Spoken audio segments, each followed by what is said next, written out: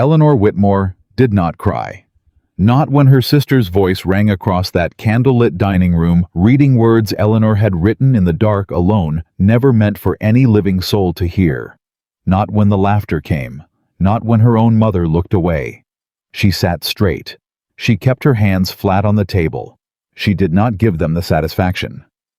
But her heart broke so quietly that only she could hear it shatter. If a story about dignity, betrayal, and being truly chosen for the first time speaks to you, subscribe, follow along, and drop your city in the comments. I want to see how far this story travels. The summer of 1816 arrived in Virginia like a beautiful lie. The dogwoods bloomed white along the Shenandoah roads. The air carried honeysuckle and horse dust, and the particular sweetness of old money settling into its evening routine. Carriages rolled up long gravel drives. Candles were lit in parlors. Silver was polished until it caught the fading sun and threw it back in fragments across high plaster ceilings. And in the Whitmore household, a dinner party was being prepared with the precision and suppressed anxiety of a military campaign. Margaret Whitmore, the matriarch, a woman who had long ago traded warmth for social standing and convinced herself she had gotten the better end of the deal, moved through the house, issuing quiet, clipped instructions to the household staff. Every fork placement mattered. Every candle height was calculated. The Whitmore name had once meant something in this county. It still did, technically, but the margins were narrower than they used to be, and the most reliable way to shore up a reputation was to be seen entertaining the right people in the right way. Tonight, the right people included the Haverford family, the Montgomerys, old Judge Calloway and his wife, and most significantly, Nathaniel Ashford. Nathaniel Ashford, who owned more Virginia land than any man under 40 had a right to. Who had built his family's trading empire into something that reached all the way to Philadelphia and south to Savannah. Who was, as Eleanor's mother had mentioned no fewer than 4 times in the past week, unmarried. Eleanor Whitmore was not thinking about Nathaniel Ashford. She was sitting at her small writing desk in the room at the end of the hall. The room with the slanted ceiling and the window that looked out over the garden, rather than the road, the room that had been hers since childhood, because it was the smallest and nobody had fought her for it. She was reading back over something she had written the night before. Pages of it.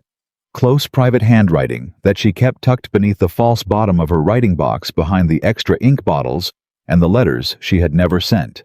She heard her mother's footsteps in the hall and tucked the pages away quickly, pressing the wooden panel down with both hands until it caught. The footsteps passed without stopping. Eleanor let out a slow breath. She was 24 years old. She had lived in this house for all 24 of those years, and she had learned long ago that there were 2 kinds of women in the Whitmore family. Women who were noticed, and women who were useful. Her eldest sister, Catherine, had married a congressman's son at 19. Her sister, Victoria, bright, polished, socially precise Victoria, was the family's current ornament displayed at every gathering, like a piece of fine china. Eleanor was neither noticed, nor as far as she could tell, particularly useful. She was simply there. She dressed for dinner without enthusiasm, but with care, because she had too much self-respect to appear in public looking like she had stopped trying. She chose dark blue. It suited her better than the pale colors her mother preferred. She pinned her hair herself, because her mother had long since redirected the more talented housemaid toward Victoria's preparation. She came downstairs just as the first carriages were arriving. The dining room glittered. Margaret Whitmore had outdone herself. 20 candles at least. The good china that only came out 3 or 4 times a year. Flowers cut from the garden that morning and arranged in crystal vases down the center of a table long enough to seat 14. Eleanor took her place at the far end, the seat nearest the kitchen door. The seat that placed her firmly in the category of family rather than guest present, but not prominently so. She had sat here so many times that the chair's particular unevenness was familiar to her. The way the left back leg was slightly shorter and caused a faint rock if you shifted your weight wrong. She did not rock. She sat still and watched the room fill. The Haverfords arrived first. Then Judge Calloway and his wife, a small bird-like woman, who compensated for her stature by speaking loudly on every subject. The Montgomerys came in a group of 4, trailing a faint cloud of lavender water. Victoria received each arrival with practiced grace, tilting her head at the right angles, laughing at the right moments, touching forearms with a light possessive confidence that said, "This room is mine, and you are welcome in it."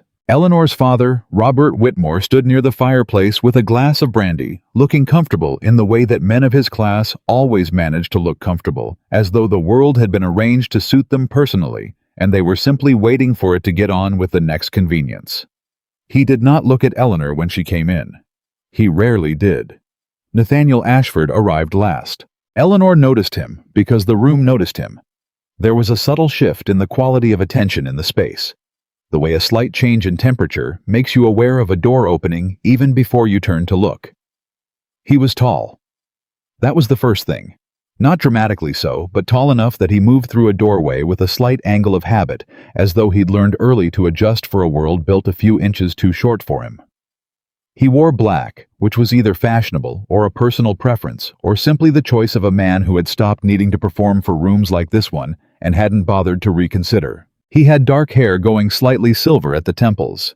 He was perhaps mid-30s, Eleanor guessed. He wore no particular expression of pleasure at being there. Victoria materialized at his side within moments. "Mr. Ashford," she said, warm and precise. "We are so honored." "Miss Whitmore," he said. He had a low, even voice, the kind that didn't rise at the end of sentences. "We have been so looking forward to this evening," Victoria continued. "My father has spoken very highly of your recent work with the Shenandoah Land Grant." "Has he?" Ashford said. It was not quite a question. Victoria's smile did not flicker. She was very good. "Will you allow me to introduce you to our other guests?" "In a moment," he said, and then to Victoria's barely perceptible surprise, he stepped slightly to the side and glanced down the length of the room. His gaze moved past the Haverfords, past Judge Calloway, past Eleanor's father. And then it settled just for a second on Eleanor at the far end of the table. She looked back at him because she had learned early that looking away first only invited people to keep looking. He gave a brief, fractional nod. Then Victoria reclaimed his attention and steered him toward the Haverfords, and Eleanor returned her gaze to the centerpiece flowers. Odd, she thought. And then she thought nothing more of it. Dinner began with soup. The conversation was the kind Eleanor had heard so many times she could have recited it before it happened. Land values, the summer heat, whether the road construction outside Charlottesville would be resolved before autumn. Mrs. Calloway held court at her end of the table on the subject of her niece's recent engagement. Victoria laughed musically at something Montgomery's eldest son said, and touched the edge of her wineglass with 2 fingers in a gesture that communicated, "I find you charming," without committing to anything. Eleanor ate her soup. She answered. When addressed, Judge Calloway asked her once about something she'd been reading, and she answered honestly enough that the conversation threatened to become interesting before Mrs. Calloway redirected it back to the niece's engagement. Eleanor returned to her soup. She was on her second course when she became aware that Victoria was standing up. This was not in itself remarkable. Victoria sometimes stood to propose a toast, or to call for a servant, or simply because she enjoyed the quality of attention that a standing woman commanded in a seated room. But something was in her hand. Eleanor's eyes dropped to it before her brain caught up with what she was seeing. Pages. Folded pages slightly creased. The particular cream color of the stationery Eleanor kept in her writing box. No. Eleanor thought. The word arrived in her mind very quietly and completely, the way a door closed in a still house. No. Victoria's eyes found Eleanor's across the table, and she smiled. It was the most terrible smile Eleanor had ever seen, because there was something in it that looked almost like relief, as though Victoria had been carrying something heavy for a long time and was finally setting it down. "I hope everyone will forgive a small indulgence," Victoria said, addressing the table. Her voice was bright and social and poisonous. "I came across something in Eleanor's room this week. I believe our guests deserve to know a little more about my youngest sister." Eleanor's hands beneath the table pressed flat against her thighs. "Don't move," she told herself. "Do not move." "Victoria," their mother said low and warning. "It's quite all right, Mama," Victoria said lightly. "I think it's charming, actually." She unfolded the pages. "Eleanor has always been our quiet one, but it seems she has quite a rich inner life." She began to read. Eleanor recognized the words as she heard them, the way you recognize the shape of your own face in a mirror instantly, and with a particular kind of helplessness, because you cannot change it, and you cannot look away. These were her words. Words she had written at 2 in the morning, when the house was silent, and she had allowed herself the private luxury of honesty, knowing no one would ever read them. "I have sat at the edge of every room I have ever been in," Victoria read in a performance of Eleanor's own voice that was somehow more devastating for being slightly wrong. "I have been present at every dinner, every gathering, every occasion, and I have not once been the reason the room brightened. I do not say this with self-pity. I say it because I believe it is simply true, the way a room has 4 walls and a door. I was given a life among people who look through me as though I am glass. I have wondered sometimes whether the fault is mine." Someone at the table laughed. A short, high sound from somewhere near the middle. Eleanor did not look to identify who it was, because she knew if she looked, she would see more than one face arranged in amusement, and she could not afford to see that. She kept her eyes on the centerpiece flowers. Victoria continued, "What I want. What I have always wanted, though I am embarrassed to write it, because I know how ordinary it makes me, is for someone to choose me. Not because it is convenient, not because my family has arranged it, but because someone looked at me, the actual me, and thought, yes, that one. I want that one." The laughter at the table had taken on a different quality now, not explosive. Quiet and complicit the way laughter is when everyone knows they're sharing something that should make them ashamed, but they're choosing amusement instead. Eleanor's mother had gone very still. Her father was looking at the table. Eleanor breathed in. She breathed out. She did not cry because her tears were her own, and she would not give them to this room. She thought, "I will survive this." And then, because she was honest even in her worst moments, "I don't know if that's true." Victoria turned a page. And then from the far end of the table, Nathaniel Ashford set down his wine glass. The sound of it crystal against wood, quiet and deliberate in the way only a sound made by someone who is paying exact attention can be quiet and deliberate, cut through Victoria's reading voice. Victoria stopped. She looked up. Ashford was looking at Eleanor. Not at Victoria. Not at the pages. At Eleanor. His expression had not changed from the flat, somewhat distant look he had worn all evening, but there was something in the quality of his attention that was different from anything else in the room, as though everyone else was watching a performance and he was watching a person. "Miss Whitmore," he said. His voice was very calm and very clear and carried the length of the table without effort. Eleanor looked up from the flowers. "Please continue," he said. The room went so quiet that Eleanor could hear the candles. Victoria said, "I beg your—" "Not you," Ashford said without looking at her. He was still looking at Eleanor. "I was speaking to Miss Eleanor Whitmore. What she wrote." A pause. "I'd like to hear more of it." Eleanor stared at him. The whole table was staring at him.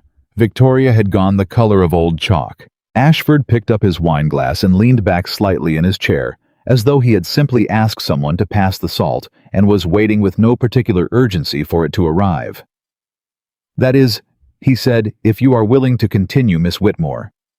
I found what I heard to be remarkably well written." The silence stretched. Eleanor had spent 24 years learning to make herself small in rooms. She had spent 24 years learning to predict what rooms expected of her and to deliver it without argument.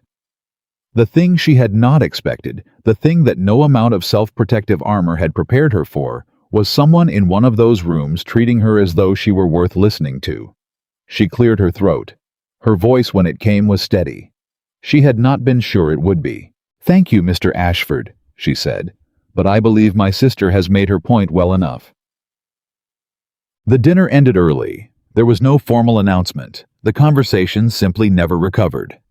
Mrs. Calloway made 2 brave attempts to resurrect the niece's engagement, but the room had lost its social momentum, and within the hour, people were finding their cloaks and making their farewells with the particular efficiency of guests who have witnessed something uncomfortable and are eager to get outside so they can discuss it. Victoria disappeared before the last carriage left.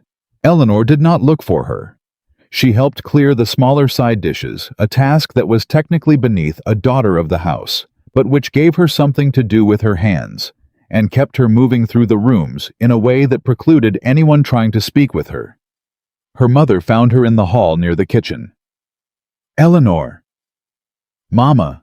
Margaret Whitmore's face was difficult to read, which was not unusual. It had been difficult to read for most of Eleanor's life. What Eleanor had come to understand over years of careful observation was that her mother's expressions fell into 2 primary categories: the social face, which was controlled and pleasant, and the private face, which was controlled and slightly exhausted. She was wearing the private face now. "That was," her mother began. "I'd rather not discuss it tonight," Eleanor said. Her mother was quiet for a moment. "Are you all right?" Eleanor looked at her. What she wanted to say was, "I haven't been all right in years, Mama." And tonight was simply the evening that happened in front of witnesses. What she said was, "Good night, Mama." She went upstairs. She sat at her writing desk and looked at the false bottom of her writing box for a long time. Then she opened it. The remaining pages were still there. She took them out and read them herself in her own voice in the privacy of her own mind. They did not shame her. They sounded, she thought, like someone who was paying attention, like someone who had been paying very close attention to her own life and trying to understand it honestly. She put the pages back. She did not write anything new that night. She blew out her candle and lay in the dark, and she listened to the house settle around her, and she thought about a man she had never spoken to before tonight, who had set down his wine glass and spoken her name like it was a sentence that meant something. "Please continue." She had not the faintest idea what to do with that. She saw him 3 days later. The town had a lending library, a small operation run by a Mr. Fellows out of a narrow building next to the apothecary, stocked mainly through estate donations and the occasional purchase from Philadelphia. It was not impressive by city standards, but it was, as far as Eleanor was concerned, one of the most valuable buildings in the county, and she went there as often as propriety and her mother's schedule allowed. She had come for 2 things: to return a volume of epistolary essays she had finished, and to see whether Fellows had received the agricultural history she had requested 3 weeks ago. She was browsing the back shelf when she heard the door open. She did not turn. "Fellows," a man's voice said. Low. Even. She turned. Nathaniel Ashford stood inside the door, one hand still on the latch. He was dressed plainly, no great show of wealth, just clean, well-made clothes and boots that had actually seen outdoor use, which distinguished him from about half the men in their social circle. He was looking at Fellows, who had materialized behind the counter with the energetic attentiveness of a man who understood his clientele. "Mr. Ashford, sir." Then Ashford's gaze moved and found Eleanor in the back of the room. He stopped. "Miss Whitmore," he said. "Mr. Ashford," she said. The words sat between them in the dusty library air. Fellows looked between them with the careful neutrality of a man who dealt in information and had learned when to be invisible. Eleanor said, "I did not expect to see you here." "I come regularly," Ashford said. "Mr. Fellows holds things for me." He looked at Fellows. "The survey texts I requested." "Yes, sir, of course, one moment." And then Fellows disappeared into his back room with an alacrity that felt Eleanor thought slightly too convenient. She was alone with Nathaniel Ashford in the library. She turned back to the shelf. She heard him walk slowly down the center aisle until he was perhaps 6 feet to her left, near the standing rack of pamphlets. She did not look at him. "I owe you an apology," he said. That made her look. He was not looking at the pamphlets. He was looking at her with the same quality of direct attention He had turned on her across the dinner table 3 nights ago. That sense of someone who had decided to actually see what was in front of them. "For what?" she said. "I should not have done that," he said. "At dinner. It was, I acted without consulting you. Whether it helped or made things worse, it was not my decision to make." Eleanor studied him. "It didn't make things worse," she said. "I'm not certain of that." "I am," she said. What my sister was doing had already accomplished its purpose. The room had already decided how to feel. You simply... She paused, searching for the honest word. "You interrupted it." "I was angry," he said. The admission seemed to cost him something small but real. At what she was doing. It was... Another pause. Cruel. "Yes," Eleanor said. "It was." They were quiet for a moment. "You said you found it well written," Eleanor said. "What I had written. Was that true, or was it a strategy?" "It was true," he said. "Which part?" he considered. "The part about sitting at the edge of rooms." Eleanor said nothing. "I've done it myself," he said, "though I expect the mechanics are different." "The mechanics are very different," Eleanor agreed. "When you stand at the edge of a room, Mr. Ashford, people assume you're surveying your kingdom. When I stand at the edge of a room, people assume I have nothing to contribute." He looked at her. "What else have you written?" he asked. It was almost exactly what Victoria had said at the beginning of the dinner. "I found something interesting." And yet from Ashford it landed completely differently, because there was nothing in his face that wanted her humiliated. There was only what looked startlingly like genuine curiosity. "That is a rather personal question," Eleanor said. "Yes," he agreed, making no apology for it. She looked at him for a long moment. "I write observations," she said finally, "about people, about places, about the way things are said when everyone knows they mean something else, about the distance between what people perform and what I suspect they actually feel." She stopped. "It sounds absurd when I say it aloud to a near stranger." "It doesn't sound absurd at all," he said. "You are being polite." "Miss Whitmore," he said with a dryness that surprised her into a short breath of almost laughter. "I am not known for being polite." He was not wrong. She had heard enough about Nathaniel Ashford in the past 3 days from her mother from social gossip that had a way of finding her even when she wasn't seeking it, to know that his reputation in the county ran to formidable exacting and not particularly warm, not unkind, but not given to the social lubricant of polite fictions. "Then I'll believe you," she said. Fellows returned with a wrapped parcel of survey texts, and the moment recalibrated into the ordinary transactional space of a library. Ashford paid for his texts. Eleanor found her agricultural history had arrived. They walked out of the building at the same time and parted on the street with the kind of civil nod that meant nothing, and somehow Eleanor thought meant something. She walked home with her book under her arm, and her thoughts in a state of disorganized attention that was entirely unfamiliar to her. Her mother said nothing about the dinner party. This was its own kind of message. Victoria said nothing either, which was a different kind of message, the silence of someone who has deployed a weapon and is waiting to assess the damage. Eleanor watched her sister at breakfast 2 mornings after the library visit, observing the precise way Victoria buttered her toast, the studied pleasantness of her expression, the fact that she did not once look directly at Eleanor. She expected me to cry, Eleanor thought, or to leave, or to apologize for the inconvenience of having private thoughts. Her father was reading the paper. Her mother was writing letters. The morning was sunny and domestic and completely normal, and Eleanor thought, "You cannot shame me out of existing in this house. I was here before you decided I was inconvenient, and I will be here after." But she thought it quietly, to herself, because she had learned long ago that the most effective form of resistance available to her was simply to endure. A week after the dinner party, an invitation arrived addressed specifically to Eleanor. Not to the Whitmore family, Not to Victoria and her sisters. To Miss Eleanor Whitmore.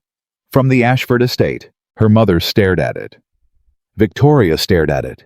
Her father looked up from his paper long enough to say, "Good Lord?" and then looked back down. Eleanor opened it. It was not a personal letter. It was an invitation to a small gathering at the Ashford estate the following Thursday. An informal afternoon, the invitation said, for those with an interest in the new texts, arrived from Philadelphia on the subject of land management and sustainable agriculture. 6 or 8 guests. A chance for conversation. At the bottom, in handwriting slightly different from the formal invitation text, someone had written, "I believe you might find it interesting. N.A." Eleanor folded the invitation precisely along its original crease lines. "I would like to attend," she said. "Eleanor," her mother began. "I would like to attend," Eleanor said again more quietly, but in the tone that meant she was not making a request. Dad. The Ashford estate was larger than the Whitmore house in the understated way of truly old money. Not ostentatious, but proportioned with a confidence that didn't need to announce itself. The drive was lined with old oaks. The house was federal-style brick, with a symmetry that managed to look deliberate rather than rigid. There were 8 guests in total. 4 Eleanor recognized from local society. 2 were men she understood to be associated with Ashford's business concerns. One was a woman of perhaps 60 who turned out to be a botanist from Fredericksburg, with opinions about crop rotation that Eleanor found genuinely riveting. Ashford was a different host than Eleanor had expected. He was not warm exactly. He did not perform warmth. But he was attentive. He listened when people spoke. He asked follow-up questions that demonstrated he had actually processed what he'd heard. He did not dominate conversations, but had a way of redirecting them when they became unproductive that was almost surgical. He seated Eleanor near the botanist. She did not know if it was intentional, but within 20 minutes she was more deeply engaged in a conversation than she had been in years, talking about soil acidity and the cultivation challenges of Virginia's summer heat, and the particular problem of waterlogged bottomland near creeks, and the botanist, a woman named Mrs. Carroll, who had spent 40 years caring more about plants than about social convention, and had the extraordinary freedom that came with that, listened to Eleanor with the bright-eyed focus of someone who recognized a mind that was actually working. "You've observed all of this yourself," Mrs. Carroll said. "My family has land," Eleanor said. "I've walked it since childhood. Nobody ever suggested I shouldn't be curious about it." "Nobody ever suggested you should be either, I'd wager," Mrs. Carroll said shrewdly. "No," Eleanor agreed. "But that's rather liberating in its way. No one monitors a curiosity that no one notices." At some point during the afternoon, she became aware that Ashford, speaking with 2 of the business associates on the other side of the room, had glanced in her direction. She was not sure how long the conversation with Mrs. Carroll had been going on. She registered that she had been talking. Actually talking with engagement and enthusiasm, and no self-editing, for what might have been an hour. She did not feel ashamed of it. That surprised her. After the gathering ended, and the other guests were making their way toward their carriages, Ashford appeared at her side as she was collecting her shawl from the front hall. "Miss Whitmore," he said. She turned. "I hope the afternoon was—" He paused. "Useful." "It was wonderful," she said, and meant it so plainly that she didn't try to qualify it. Something in his expression shifted. Not dramatically. A fractional loosening around the eyes. "Mrs. Carroll asked about you," he said. Before she left, she said he stopped and she had the impression he was deciding something. She said you were the most interesting person she'd spoken to in some time. Eleanor looked at him. "That's the first time anyone has said that to me," she said. "Or about me, I suppose." "I find that difficult to believe," he said. "You shouldn't," she said. "It's perfectly true." He walked her to the drive where her family's carriage was waiting. The summer evening had softened into the long golden hour before dark, and the oaks threw dappled shadows across the gravel. "Will you be in town Thursday?" he asked. "I usually go to Fellows on Thursdays," she said. "Then I will probably see you there," he said. She looked at him. "Are you making a social arrangement, Mr. Ashford?" "I am noting a likely coincidence," he said, and there was something in his voice that was almost dry enough to be humor. "I see," she said. She got into the carriage. She looked out the window as it pulled away, and he was still standing in the drive, not waving, not performing any of the social gestures that would have made the moment conventional. Just standing there watching the carriage go, with that quality of paying attention that she was beginning to think might simply be who he was. She looked forward again. Outside the carriage window, the Virginia summer moved past in golden pieces. And Eleanor Whitmore, for the first time in longer than she could clearly remember, felt something that was not self-protective armor, not quiet endurance, not the practiced smallness of a woman who had learned to take up less space. She felt curious about what came next. Thursday came. Eleanor arrived at Fellows's library at 10:30 and was not surprised, though her pulse did something inconvenient to find Ashford already there, standing at the surveying maps Fellows kept in a long flat drawer near the window. He looked up when she came in. "Miss Whitmore?" "Mr. Ashford." Fellowes, with the wisdom of a man who had decided that providing a venue for whatever was happening was both his contribution and his reward, disappeared immediately into the back room. Eleanor approached the shelves with purpose and pulled out the first plausible title her hand landed on. "I wanted to ask you something," Ashford said without preamble. "All right," she said. "What would you do with the bottomland you mentioned near the creek, if it were yours?" She looked at him. "That's a land management question." "Yes." Most men would not ask a woman that question expecting a useful answer. Most men, he said, would be wrong. Eleanor put the book back. She turned to face him properly. "I'd improve the drainage first. There's a method being used in Pennsylvania French drains. They're called perforated conduits laid in gravel trenches that redirects the excess water without destroying the soil composition.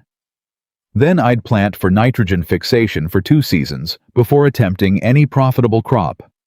Clover probably, or buckwheat." She paused. "But I'd want to walk the land first. The reading on it matters, but the actual land always tells you something the reading doesn't." Ashford was looking at her in the way she was beginning to recognize the way that meant he was listening. Actually listening, not waiting for a pause in which to speak. "The southeastern section of my land has that problem," he said. "The yield's been poor for 3 years. Have you tested the soil acidity?" "I have now," he said. "Not 3 years ago." "Most people don't think to until they've already lost a season," Eleanor said. "Including me," he said with a straightforwardness about his own error that she found unexpectedly remarkable. Men of his position were not in her experience accustomed to acknowledging where they had gone wrong. "What prompted you to think about it?" she asked. "Conversation with Mrs. Carroll," he said. "She mentioned you'd raised the point at the gathering and she thought you were right." A pause. "She usually is." "About most things. About which people are worth listening to," he said. Eleanor looked at him. The library was quiet around them. Dust moved in the light from the high window. Outside, a cart went past on the street, and the sound came and went like a slow tide.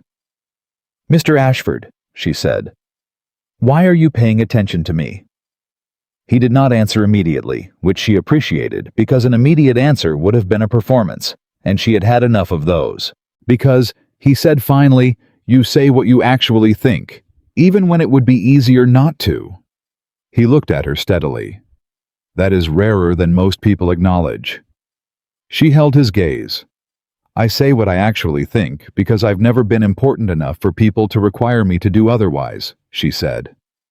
"I don't know if that's courage or simply the particular freedom of being overlooked." "Does it matter which it is?" he said. "The effect is the same." She thought about it. "I suppose it doesn't," she said. They stood in the library for another 20 minutes talking about drainage and soil, and the agricultural texts he'd brought from Philadelphia, and it was, Eleanor thought, the most natural conversation she had had with another adult in years. Not performed. not angled toward any social objective. Just two people who were interested in the same things talking about them. When she left, she walked home slowly. She had lived 24 years in a county where she was invisible. She was beginning to understand that being invisible was not the same as not mattering. She had always known it intellectually, but there was a difference she was learning between knowing something and being shown it by someone whose attention cost them something. Nathaniel Ashford's attention cost him something. She could see that. Men like him had learned to guard their attention the way you guarded anything that had been taken advantage of before. She didn't know what had been taken advantage of. Not yet. But she was beginning to believe she would find out. 10. The invitations continued irregular but consistent. Not the public social circuit. Small gatherings. Conversations. A morning ride along the estate's lower boundary where Ashford showed her the southeastern bottomland in question, and she walked the edge of it in her boots in the summer heat, and told him what she thought. And he listened the way people only listen when they intend to actually do something with what they hear. She learned in pieces that he had a sister who had died young, that his father had built the estate through means that had not always been clean, and that Nathaniel had spent the better part of his adult life dealing with the consequences of that. Not in terms of legal trouble, but in terms of the specific weight of knowing that what you've inherited has cost others something. She told him in pieces about the years of dinners at the far end of tables, about the sister who had always made a performance of her existence, about a father who loved her, she thought, in some real way, but who had a limited vocabulary of visible attention and had exhausted it on the people the world kept reminding him to look at. "Do you blame them?" he asked once on a late August afternoon in the shade of the oak line. "For what?" "For not seeing you." Eleanor was quiet for a while. "I blame them less than I used to," she said. "I've come to understand that most people are very busy not being seen themselves. The cruelty is—" She searched for it. "The cruelty is that they think the way to stop not being seen is to make sure someone else is more invisible than they are." He looked at her.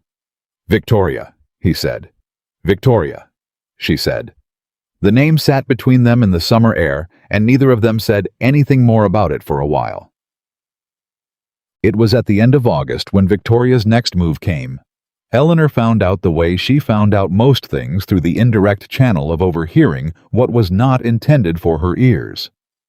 A conversation between her mother and Mrs. Haverford in the parlor, the door not quite closed. A letter had been circulating. A letter allegedly written by Eleanor, addressed to a man named Charles Preston, the eldest Montgomery son, recently engaged to a young woman from Richmond. The letter, as Mrs. Haverford was describing it, expressed sentiments of a deeply personal and inappropriate nature. Declarations. Things no respectable unmarried woman would commit to paper, and certainly not to an engaged man. Eleanor stood in the hallway outside the parlor door. She had never written such a letter. She had never written to Charles Preston at all.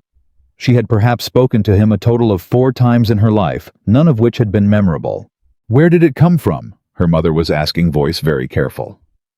"It was shown to Judge Calloway's wife," Mrs. Haverford said with the gravity of someone for whom this is also an act of theater. "By your daughter Victoria, I believe. She said she found it in the house and was concerned." A silence. "Margaret," Mrs. Haverford said, "you understand what this means for Eleanor's—" "I understand," her mother said. Eleanor stepped back from the door and stood in the hall and thought with a clarity that felt almost like cold water. She is trying to end me. Not metaphorically, not socially. End me.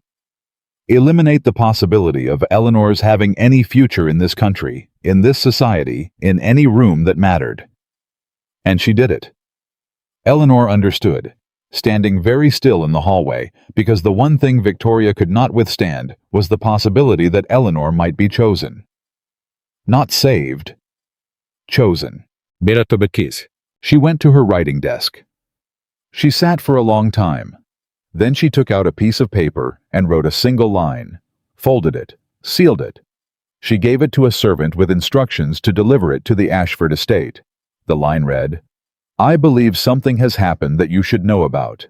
E.W. She did not know, sitting at her desk in the late August heat with the house creaking around her and her heart beating with a steadiness that surprised her, whether Nathaniel Ashford would respond, or respond in time, or respond in any way that mattered. She knew only this, that for the first time in her life, when something terrible was happening to her, she had reached toward someone instead of simply enduring it alone. That, she thought, was its own kind of change. Outside, the Virginia summer burned on, indifferent and gorgeous, and Eleanor Whitmore waited, not passively, not with the dull acceptance she had practiced for 24 years, but with the particular alertness of someone who has stopped pretending that what happens to them doesn't matter. It mattered. She mattered. And she was done being the only one who knew it. The servant returned within 2 hours. Not with a letter. With Nathaniel Ashford himself. Eleanor was in the back parlor when she heard the knock at the front door, and then voices the housekeeper, and beneath it a voice she had come to recognize even at distance. Low, even, not asking permission so much as stating a fact of arrival. She stood up. She did not go to the door immediately. She stood in the middle of the parlor with her hands at her sides and made herself breathe for a count of 3, because she had learned long ago that the moments when she most wanted to run toward something were the moments that most required her to be still first. Then she walked into the hall. Ashford was standing just inside the front door, hat in hand, speaking to Mrs. Crane, the housekeeper, with the brief, efficient manner of a man who has come for a specific purpose and intends to accomplish it. He looked up when Eleanor appeared. "Miss Whitmore," he said. "Mr. Ashford," she said. "You came yourself." "You said something had happened." His eyes moved across her face with that quality of direct inventory she had become accustomed to. "Was I wrong to come?" "No," she said. "Will you come through?" She led him to the back parlor, not the formal front room, which would have required a different kind of conversation. The back parlor was smaller and plainer and did not perform anything. She closed the door behind them. She told him everything. She told it plainly, without editorializing, without the protective layering of understatement she usually employed when discussing things that had hurt her. She told him about the letter about Mrs. Haverford, about Charles Preston's name, and the engagement to the Richmond woman, and the particular calculation of the damage, that this was not just a social embarrassment, but a structural demolition, the kind that would follow her name for years, that would close doors she didn't even know were open yet. Ashford listened. He did not interrupt. He did not make sounds of sympathy, which she appreciated, because sympathy was what people produced when they had decided a situation was already over and they were providing comfort for the aftermath. He was not providing comfort for the aftermath. He was still inside the problem. When she finished, he said, "You are certain the letter is forged?" "I am certain," she said. "I have never written to Charles Preston in my life. I have barely spoken to the man." "Then there will be evidence of that." He said it the way someone says a mathematical fact. A forged letter requires materials, ink, paper. Someone who has seen your handwriting often enough to approximate it. The handwriting can be compared. "Who would compare it?" Eleanor said. "Judge Calloway's wife has already seen it. Mrs. Haverford has already heard about it. By tomorrow morning, half the county—" "Half the county can change its mind," Ashford said. "People change their minds when the facts change. The social calculus of scandal is not fixed.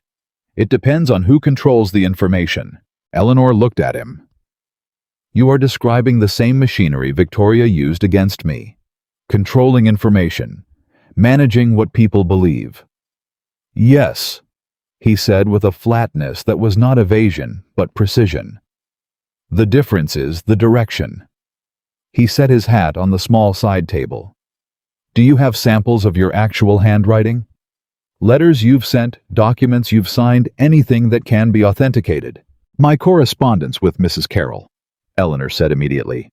"We have exchanged 4 letters since the gathering, and I have signed several household account documents that my mother could verify." "Then we start there," he said. "We," Eleanor said. He looked at her steadily. "If that is acceptable to you."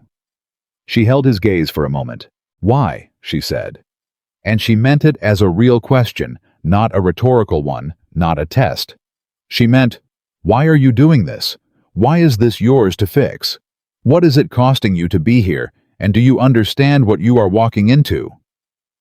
He seemed to understand that she meant all of it. "Because what is being done to you is wrong," he said. "And because I have the means to complicate it significantly, and I intend to use them." "That's not the whole answer," Eleanor said. He was quiet for a moment. "No," he said. "It isn't." He did not give her the rest of the answer. Not then. But he picked up his hat and said, "Can you get me the letters from Mrs. Carroll today?" And Eleanor, who had spent 24 years solving her own problems alone, said yes.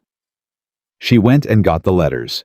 They worked at the back parlor table for 2 hours, Ashford and Eleanor side by side, spreading the correspondence and comparing it to what Ashford had obtained through means he did not entirely explain.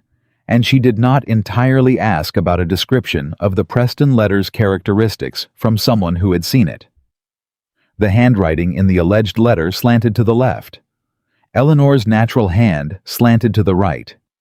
It was not the kind of thing an average observer would notice, but it was the kind of thing that once pointed out to the right person, in the right context, became obvious. "Judge Calloway is a man of law," Ashford said. "He is also a man who does not enjoy having been made to feel foolish. If someone can demonstrate to him that he was shown a forgery and encouraged to draw conclusions from it, he will not be charitable about the experience." "Victoria will deny it," Eleanor said. "Victoria cannot prove she didn't do it," he said. "And I suspect that at least one of the household staff was involved in obtaining the paper and accessing your writing samples. Those people can be spoken to." Eleanor looked at him. "You are very systematic about this." "I have managed complicated problems for a long time," he said. "This is not complicated, it is simply deliberate." "It's complicated to me," she said, because it was true, and she had decided some time ago to be honest with this man. He looked up from the letters. "I know," he said. "That's different from the problem itself being complicated." She understood what he meant. The emotional weight of a thing and the structural solvability of it were not the same. She had been living in the emotional weight for so long that she had stopped being able to see the structure. "What do you need from me?" she said. "I need you to trust me to handle the legal and social components," he said. "And I need you not to disappear." "Not to disappear," she repeated. "Victoria is doing this because she expects it to make you smaller," he said. "Quieter, more inclined to retreat. The worst outcome, the one she is counting on, is that it works." He looked at her. "Don't let it work." Eleanor thought about the parlor door closed behind her, and her mother's careful voice saying, "I understand, and 24 years of practicing disappearing." "I don't know how to not disappear," she said quietly. "I have been disappearing since I was 11 years old." "I know," he said. "I've been watching you stop." The room went quiet. Eleanor looked down at the letters on the table. She said, "What happens if this doesn't work? If the forgery can't be proved? If the damage is already done by the time?" "Then we deal with what comes next," he said simply. "But I don't intend to let it come to that." The certainty in his voice was not the performed certainty of a man reassuring a frightened woman. It was the matter-of-fact confidence of someone who had looked at a problem, assessed it, and made a decision. Eleanor had never in her life had someone stand next to her problem and look at it with her rather than looking at her through the problem. It was an unusual feeling. She was not entirely sure she knew how to receive it without flinching. 3 days passed. They were 3 days of a particular quality of waiting that Eleanor had never experienced before. Not the numb endurance of the past, but something taut and alert, as though her attention had been tuned to a higher frequency. She went about the household routine. She ate at the table with her family. Her father had heard something through his own channels she could tell by the way he watched her at breakfast, with an expression that was trying to be neutral and was not quite achieving it. Victoria was present at every meal, pleasant and unruffled, discussing nothing of consequence, pouring tea with the careful grace of someone who has placed a bet and is waiting for the odds to resolve. On the second evening, Eleanor's mother came to her room. She sat in the chair near the window, Eleanor's chair, the one Eleanor used for reading, and she looked at her daughter with an expression Eleanor could not immediately name. "I need to know," her mother said, "whether what is being said is true." "It is not true," Eleanor said. "I never wrote that letter." "I know your handwriting," her mother said. And then more quietly, "I have been watching over this household long enough to know things about it that I am not always permitted to act on." Eleanor looked at her. "What does that mean?" Her mother was quiet for a moment. "Your sister is—" She stopped, started again. "Victoria has always needed things to be arranged a certain way. When they are not arranged that way, she—" Another stop. "She has done things before, smaller things. I managed them." "You managed them?" Eleanor said. "I thought—" Her mother looked down at her hands. "I thought I was protecting the family." "You were protecting Victoria," Eleanor said. "Not with heat. Simply stating it." Her mother did not argue with that. "Eleanor," she said after a moment, "what are you going to do?"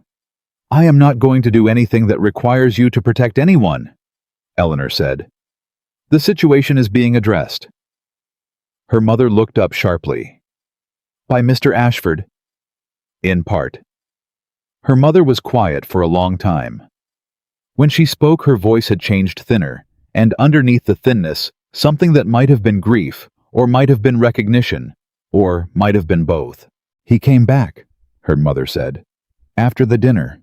After Victoria, he came back. I didn't—" She stopped. "I didn't understand what that meant. I didn't think about what it meant for you." "You rarely did," Eleanor said. She said it without cruelty. It was simply true, and they had both been in the same room with it for 24 years without naming it, and Eleanor was done not naming things. Her mother absorbed it. She sat with it for a full minute of silence. Then she said, "What do you need from me?" Eleanor looked at her. "The household account documents I signed last spring. The ones from the spring inventory." "I'll get them," her mother said, and stood and left. And Eleanor sat in the room her mother had just vacated and looked at the chair near the window. Her chair, and thought about the strange alchemy of catastrophe, how it had a way of making people say in crisis what they could never manage to say in calm. It was not forgiveness. It was not a restoration of what had never existed, but it was something, and Eleanor was becoming less inclined to refuse small things, simply because they were not the large things she had wanted and never received. On the fourth day, Judge Calloway sent a note to the Whitmore house. It was addressed to Eleanor's father, but Eleanor was in the hall when it arrived, and she read her father's face as he read it, and she knew before he told her what it said. The Preston letter had been examined by two persons, one a solicitor from Charlottesville, one a retired schoolmaster with particular experience in document authentication, both requested by Nathaniel Ashford, who had apparently made the case to Judge Calloway privately and with sufficient force that Calloway had agreed to the examination before speaking further to anyone about the matter. The letter was a forgery. The paper was from a different manufacturer than anything in Eleanor's supply. The ink formulation was different, and the handwriting the schoolmaster had been particularly thorough bore 17 distinct inconsistencies with Eleanor's authenticated correspondence, including the directional slant, the specific letter forms of the capitals, and the particular way Eleanor's pen pressured the tail of the letter G. 17 inconsistencies. Eleanor's father set the note down on the writing table. He did not look at her immediately. He looked at the table. He was a man who had spent his life knowing how to look at the comfortable middle distance while the edges of things went wrong, and he was doing it now with the particular quality of a man who is becoming aware that the middle distance has run out. "Eleanor," he said. "Yes, Papa," she said.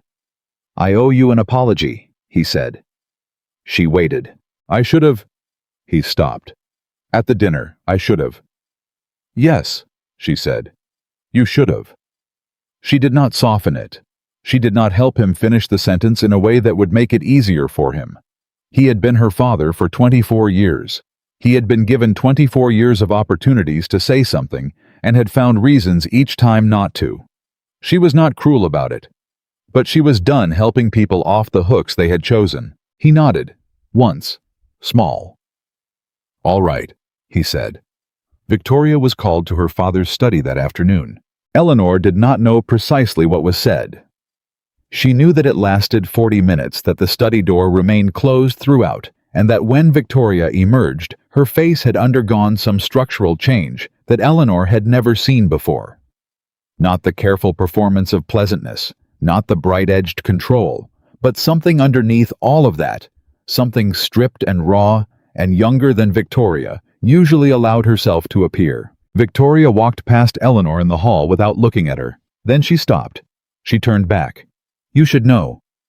Victoria said, her voice very flat and careful, as though she were reading from a text she didn't fully believe, "that I did not intend." She stopped. Restarted. "I thought it would make you leave. I thought if you left Virginia you would—" She stopped again. "You would stop what?"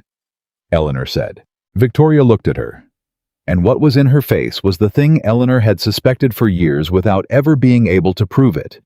Not hatred, not calculated cruelty, but something more exhausting and more human than either. Fear. Victoria was afraid. "You were always going to have something I couldn't have," Victoria said. "Even when you had nothing. Even when everyone was looking at me and not at you. You were—" She seemed to run out of language for a moment. "You didn't need any of this. Any of it. The rooms and the dinners and the approvals. You genuinely didn't need it, and I have needed it every day of my life, and I do not know how to stop." The hall was quiet between them. Eleanor looked at her sister. Really looked at her for perhaps the first time in a decade, without the protective layer of grievance, and without the managed numbness of someone who has learned not to want things from a particular person. What she saw was a woman who was genuinely imprisoned. Not by Eleanor. By the very walls she had spent her life constructing and climbing. She did not feel sympathy in the way that would have required her to make Victoria's comfort her responsibility. She had done that, or tried to do it, and been punished for the attempt for too many years. But she felt something she had not expected to feel. She felt simply tired, not for herself, for both of them. "I can't forgive you today," Eleanor said. "That's the honest answer, but I don't want to carry this for the rest of my life either. So, I am going to put it down. That's the most I can offer you." Victoria looked at her. "That's more than I deserve," Victoria said. "Yes," Eleanor said. "It is." She walked past her sister and down the hall and out the back door into the late afternoon, and she stood in the kitchen garden with its summer herbs and its practical ugliness and its complete indifference to her feelings, and she let herself breathe for a while. She was still standing there when she heard the gate open. She knew without turning. "I heard from Calloway," Ashford said, coming to stand beside her. "I know," she said. "We received a note. It's over legally speaking," he said. "The forgery is documented. Whatever reputation damage has been done can be corrected.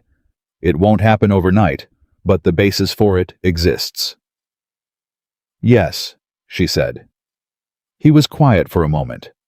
She could feel him looking at the side of her face. "You don't look relieved," he said. "I spoke to Victoria," she said. "Ah," he said. "She's afraid," Eleanor said. "She has been afraid her entire life. I don't know what to do with that. I am not responsible for it. And yet it's there," he said. "And yet it's there," she agreed. They stood in the kitchen garden in the late August afternoon, and the herbs smelled green and dry and alive, and somewhere in the upper part of the house, a window was being shut against the evening air. "What happens now?" Eleanor said. "In the practical sense, what do the next weeks look like?" "Calloway will speak carefully to the appropriate people," Ashford said. "He won't enjoy admitting he was taken in, but he enjoys injustice less. The Haverfords are pragmatic. They will follow Calloway's lead." The broader society. He paused. There will be people who decide to believe the original version regardless of evidence because the original version is more entertaining. That is simply true, and I cannot fix it. I know, she said. What I can tell you, he said, is that the people whose opinions structure your actual daily life, your father, the core social network of this county, anyone who matters to your future will know the truth. And that's enough, she said. He turned to look at her. Is it enough for you? She considered the question seriously, because he had asked it seriously. 6 months ago, she said slowly, I would have told you that any version of people knowing the truth would have been more than I expected to get. But I think... She stopped. I think I am starting to want things I didn't used to let myself want. And I'm not sure what to do with that. What kinds of things? He said. Eleanor looked at the kitchen garden. She looked at the herbs, the sage, the rosemary, the sprawling summer mint that had gone slightly beyond its bed. I want to write, she said, not in private, not just in journals that my sister can find and weaponize. I want to Mrs. Carroll mention that there is a publication in Philadelphia that accepts agricultural and observational essays from regional contributors. Anonymous submission. Women have published through it before, though anonymously. She paused. I want to submit something. Then do, he said. My family. Your family, he said with a carefulness that was not unkind, has managed your existence to suit their own comfort for 24 years. I don't think you are required to continue consulting them on what you want to do with your mind.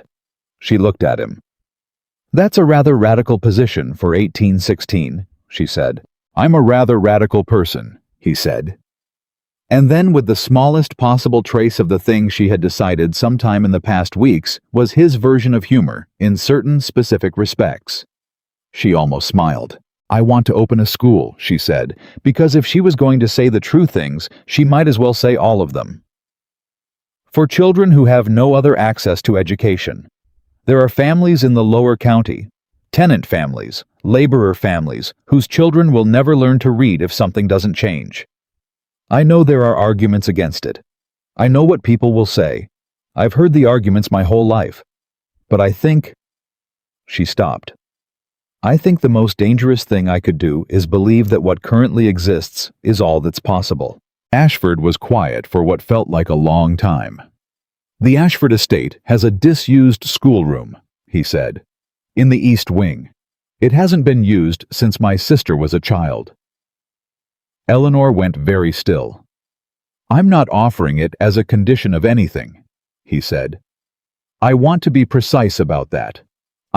This is not a negotiation in which I offer you resources and expect a particular return. I am saying that if you want to open a school and you want a space for it, the schoolroom is available. Why? Eleanor said. Because my sister could read and write and reason and was never permitted to do anything with it, he said.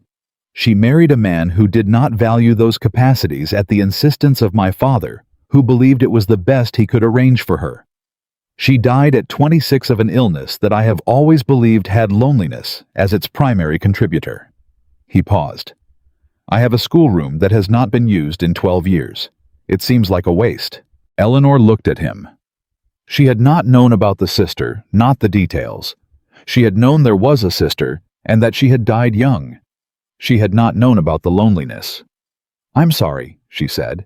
About your sister. Yes, he said. So am I.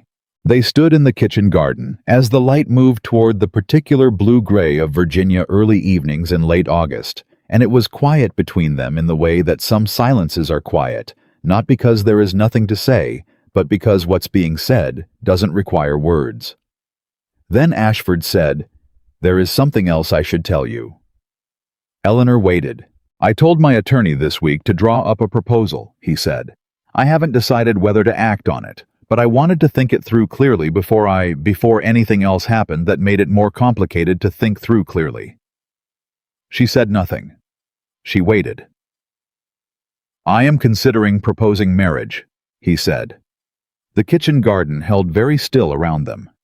To you, he said, because apparently he felt the need to specify which, under other circumstances, might have made her laugh. I know, she said. He looked at her. You know, you are a systematic person, she said. You told your attorney. You are thinking through a proposal. I have spent several weeks watching how you think, Mr. Ashford. The direction of travel was not entirely opaque. He was quiet for a moment. And what are your thoughts? In general, you don't have to. This is not a formal proposal. I want to be clear that this is not a formal proposal, she said. Yes, I understand. She turned to look at him fully. I have spent 24 years in this county wanting exactly one thing, she said. And that thing was not a husband. It was to be seen, to be heard, to have someone in the room look at me and understand that I was not the empty chair at the end of the table that everyone was maneuvering around. She paused. You have done that. Whatever else you are or are not, you have done that. That's not an answer about marriage, he said. No, she agreed. But it is an answer about you. He looked at her for a long moment. I need you to know something, he said. Before anything else, I need you to know that if I were to make a formal proposal, it would not be because of the situation with your sister. It would not be because I felt you needed rescue. It would not be because it was convenient, or because you were available, or because any of the usual calculations applied. Then why? She said. Because you are the most honest person I have met in a decade, he said. Because you walked the edge of my bottomland in your boots in August heat and told me what you actually observed instead of what you thought I wanted to hear. Because you sat at the end of a table while your sister did her worst, and you did not cry or beg or perform grief for the room's benefit. Because you said to my face that you did not know if what you had was courage or simply the freedom of being overlooked, and that you genuinely did not know which, and the not knowing didn't stop you. He paused. And because when I offered you a schoolroom, your first response was not gratitude. It was a question about the space's dimensions relative to the number of children you were planning to teach. Eleanor's breath did something complicated. I did not say that, she said. You were about to, he said. She was in fact looking at the house and calculating. I am not an easy person to be married to, he said. I keep unusual hours. I am not given to social performance which will complicate your position in the county. I have strong opinions about the management of land and money that not everyone finds agreeable. I lost a great deal of trust early in my life, and I have not always been wise about the ways I compensated for that. And you think I am not aware of any of this, Eleanor said. I think you are perfectly aware of it, he said. I am simply not willing to have you agree to something without full information. She looked at him. I am not easy to be married to either, she said. I observe too much and say what I observe more often than is socially comfortable. I have opinions about land management education, the organization of knowledge, and approximately 40 other subjects that most people in this county consider inappropriate for a woman to have opinions about. I will open a school, and I will submit to the Philadelphia publication, and I will do both, regardless of whether it is convenient for anyone. And I will not, she said carefully, become invisible again. Not for any reason. Not even for a reason that seems on its surface to be a good one. Ashford held her gaze. Good, he said. I wouldn't ask you to. The kitchen garden smelled of sage and late summer, and somewhere above them a swallow cut the blue-gray sky in a clean line. And Eleanor Whitmore, who had spent 24 years practicing disappearing, stood in the plain dirt of a practical garden and felt not rescued, not saved, not reclaimed by someone else's attention. She felt for the first time in her life entirely present. I will need time, she said. Before a formal answer, I want to. There are things I want to do first, regardless of any other consideration. The article for Philadelphia. A conversation with Mrs. Carroll about the school's curriculum. I want to do those things as myself, not as a woman in the middle of making a decision about her future, just as myself. How much time? He said. A month, she said. All right, he said without hesitation. A month. He picked up his hat. He was nearly through the garden gate when Eleanor said, "Mr. Ashford." He stopped, turned. "Thank you," she said, "for coming yourself." He looked at her. "You sent me a note," he said. "You told me something had happened." A pause. "You reached toward someone, for what I understand to be the first time." He settled his hat. "I was not going to send a letter back." He walked through the gate. Eleanor stood in the kitchen garden alone. The evening was coming in around the herbs and the dry summer earth, and inside the house her family was arranging itself for supper, and somewhere across the county, the social machinery of gossip and correction was already beginning its slow turn, and the schoolroom in the east wing of the Ashford estate had sat empty for 12 years, and would not sit empty much longer. Eleanor reached into her pocket. She found the small notebook she kept there, the one she had carried for years for capturing observations she did not want to lose. She took it out. She wrote, "Standing in the garden, in the last of the light I reached toward someone. He came." She put the notebook back in her pocket. She went inside. The month Eleanor had asked for did not pass quietly. She had not expected it to. Quiet in the Whitmore household was not a natural condition. It was something you achieved through careful management of information and expectations. And since neither information nor expectations were currently being managed by anyone with enough energy to manage them, the house had taken on the particular quality of a place where several people were thinking very hard and saying very little and waiting for someone else to move first. Eleanor moved first. She wrote the Philadelphia article in 4 days. Not because it came easily, it didn't, but because she had been living with the observations in it for years, and the only thing that had been stopping her from committing them to paper was the belief that no one would want to read them. Ashford's schoolroom had not yet shifted that belief entirely, but standing in a kitchen garden at dusk and feeling for the first time entirely present, that had shifted something she did not have a precise name for. She wrote about the bottomland, about soil acidity and drainage, and the particular way Virginia's summer heat interacted with clay-heavy soil near creek beds. She wrote it with the directness that Mrs. Carroll had called refreshing, and that most of the county called inappropriate, and when she finished the 4th draft, she read it back to herself in a low voice and thought, "This is true. Everything in this is true, and I am putting my name on it." She did not put her name on it. She put her initials, E.W., which was, she told herself, a compromise between courage and pragmatism, and she was allowed to make compromises as long as she was honest with herself about what they were. She sealed the envelope and handed it to the outgoing mail. Her mother saw her do it and said nothing. Her father saw her do it and said, "Are you writing to someone?" "I'm submitting something to a Philadelphia publication," Eleanor said. "Agricultural observations." Her father looked at her for a moment. "Is that so?"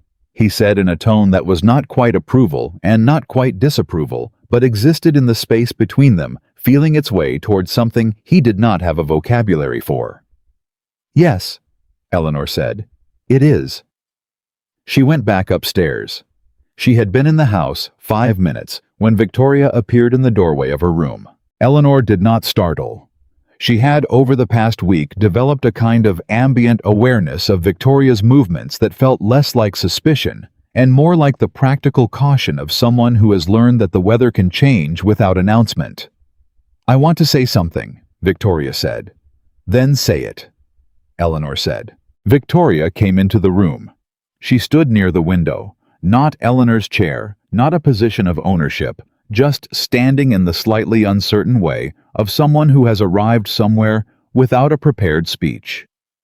"I told Mother," Victoria said, "about what I did. All of it, not just the letter. The other things before it. The smaller things she managed." Eleanor looked at her. "Oh, she already knew most of it," Victoria said, "apparently." A short, humorless sound that was not quite a laugh. "She said she had been waiting for me to say it myself." "What did she say when you did?" Eleanor asked. "She said—" Victoria stopped, started again. "She said that she had protected the wrong things for the wrong reasons, and she was sorry." Victoria's voice had gone very flat, the way voices go when the emotion behind them is too large for the words. She said she was sorry to you. I told her she needed to say it to you herself. She did, Eleanor said, last week. Victoria looked at her. She did. We had a conversation, Eleanor said. It was incomplete, but it was a beginning. Victoria was quiet for a moment. I am trying to understand something, Victoria said.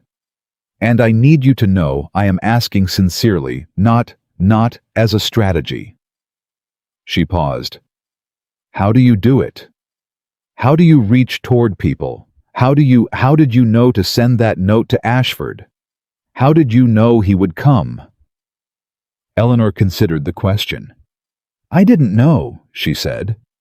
I sent it because not sending it felt like choosing to disappear again. And I decided I was done choosing that. I don't know how to not choose it, Victoria said. I have been performing for this family, for this county, for every room I have ever walked into my entire life. I don't know what I am when I stop. I know, Eleanor said. That is the most honest thing you have ever said to me. It terrifies me, Victoria said. I know that too, Eleanor said. The room was quiet between them. Not the hostile quiet of two women who have been circling each other for years, but something rawer and simpler, two sisters in the same room, possibly for the first time without armor. I'm not going to tell you what to do, Eleanor said. I wouldn't know where to begin. But I will say this, the room does not actually require your performance. The room will carry on regardless.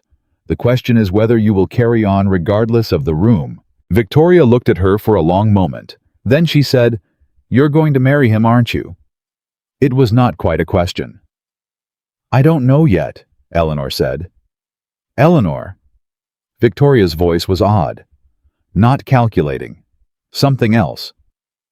He looked at you the way at that dinner when he asked you to continue. He looked at you the way people look at things they are afraid of losing, and he didn't even know you yet. Eleanor said nothing.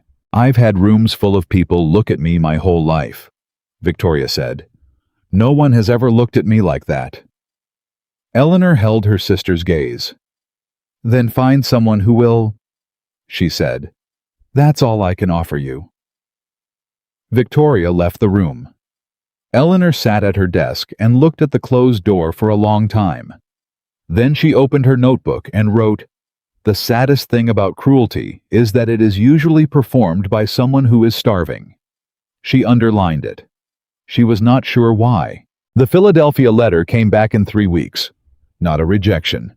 An acceptance conditional requiring 2 revisions the editor outlined in a precise collegial letter that addressed Eleanor's work, as though she were simply a writer whose work had merit and whose sex was not the primary fact of the correspondence. The editor signed it, Mr. J. Hargrove, Agricultural and Natural Sciences Quarterly. Eleanor read the letter 4 times. Then she went to find her mother. Her mother was in the sitting room writing correspondence. She looked up when Eleanor came in. Eleanor held out the letter without saying anything. Her mother read it. Once, then again. Then she set it down in her lap and looked at her daughter with an expression Eleanor had never seen on her mother's face before. Something stripped of the social calculation, something that was simply pride, plain and uncomplicated, and a decade and a half overdue. Eleanor, her mother said. I'm going to accept the revisions, Eleanor said. And I'm going to submit again after that. Yes, her mother said. You should. I wanted you to know, Eleanor said. Her mother looked at the letter again. He calls your writing observationally precise and unusually unguarded, she read. Yes, Eleanor said. He's right, her mother said quietly. He is entirely right. Eleanor took the letter back. She was at the door when her mother said, Eleanor, the school, if you intend to open it. She stopped. I could help. With the organization. I am very good at organization. A pause. I have spent 30 years organizing things for other people's benefit. I would like, if you will permit it, to organize something for yours. Eleanor turned around. She looked at her mother, at the woman who had looked away at the dinner table, who had managed Victoria's cruelties instead of stopping them, who had spent 30 years being very good at the wrong things. I'll think about it, Eleanor said, It was not a yes, but it was not a no. And her mother, who understood the language of what was not said, nodded. Eleanor went to see Ashford that afternoon. She arrived at the estate without a formal invitation, which she was aware slightly irregular, and she did not particularly care. She told the housekeeper she was there to see Mr. Ashford on a matter she wished to discuss directly, and the housekeeper, a woman named Mrs. Fowler, who had Eleanor suspected been forming her own opinions about these visits over the past weeks, showed her to the library without any apparent surprise. Ashford came in 2 minutes later. He was in his working clothes, the ones he wore when he'd been out on the land, and he stopped when he saw her with the expression of a man recalibrating rapidly. "Miss Whitmore," he said. "I had the article accepted," she said. Something moved across his face. "The Philadelphia piece." "With revisions," she said. "2 of them, both reasonable." She held out the letter. He read it. He read it more slowly than she had expected, and more carefully. When he finished, he looked up. "Observationally precise," he said. "Yes," she said. "He doesn't know you're a woman," he said. "No." He was quiet for a moment. "How do you feel about that?" "Complicated," she said. "On one hand, the work should be judged on its merit, and not on my sex. On the other hand, I am a woman, and the hiding of that is its own kind of—" She stopped. "It's its own kind of concession that I am not entirely at peace with." "Put your full name on the revision," he said. She looked at him. "That may change whether he publishes it." "It may," he said. "But then you'll know." "Know what?" "Whether the merit holds regardless of who you are," he said, "rather than whether you can pass as someone you're not." Eleanor stood very still. "That is an easy thing to say," she said, "when you are not the one who loses the publication if the answer goes the wrong way." "Yes," he said. "It is."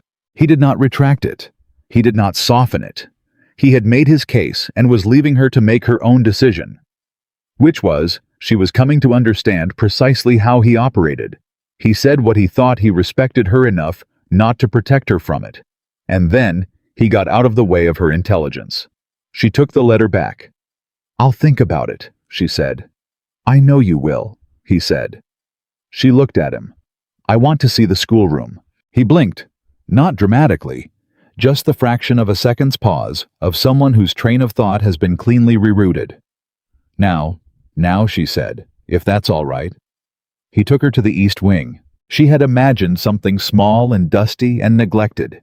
It was larger than she expected a proper schoolroom, with windows on 2 sides, and a fireplace and benches arranged in 3 rows, facing a long blackboard that had gone gray with age and chalky half-erasures from 12 years ago. There was a desk at the front that had belonged, she supposed, to whoever had taught his sister. Ashford stood in the doorway while she walked the room. She ran her hand along the top of one of the benches. She stood at the front and looked at the rows. She went to the windows and assessed the light.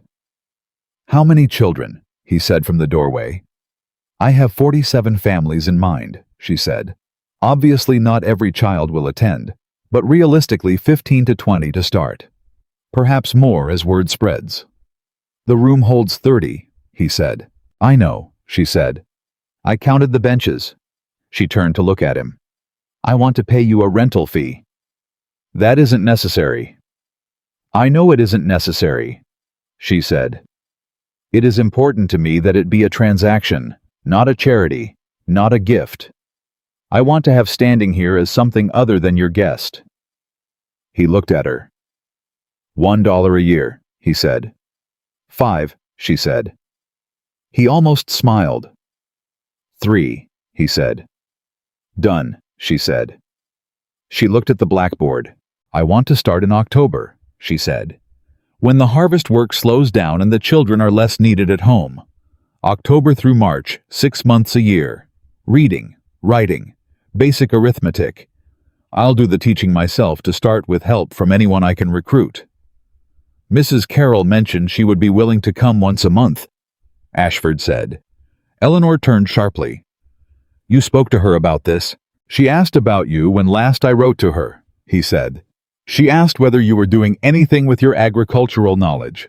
I told her about the school idea. She said she thought it was the best thing she'd heard in 10 years and offered to contribute. Eleanor looked at him.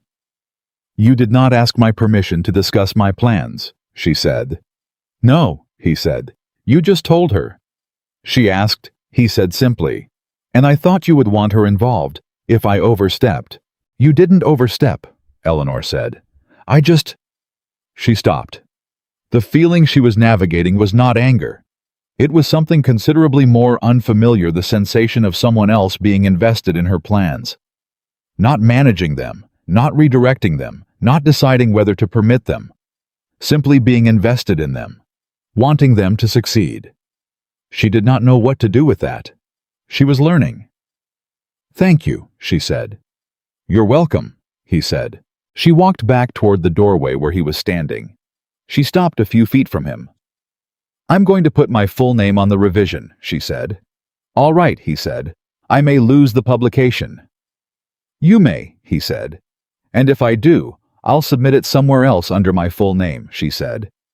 And keep doing so until someone publishes it as what it is, a piece of work by a woman named Eleanor Grace Whitmore, who knows what she is talking about. Yes, he said.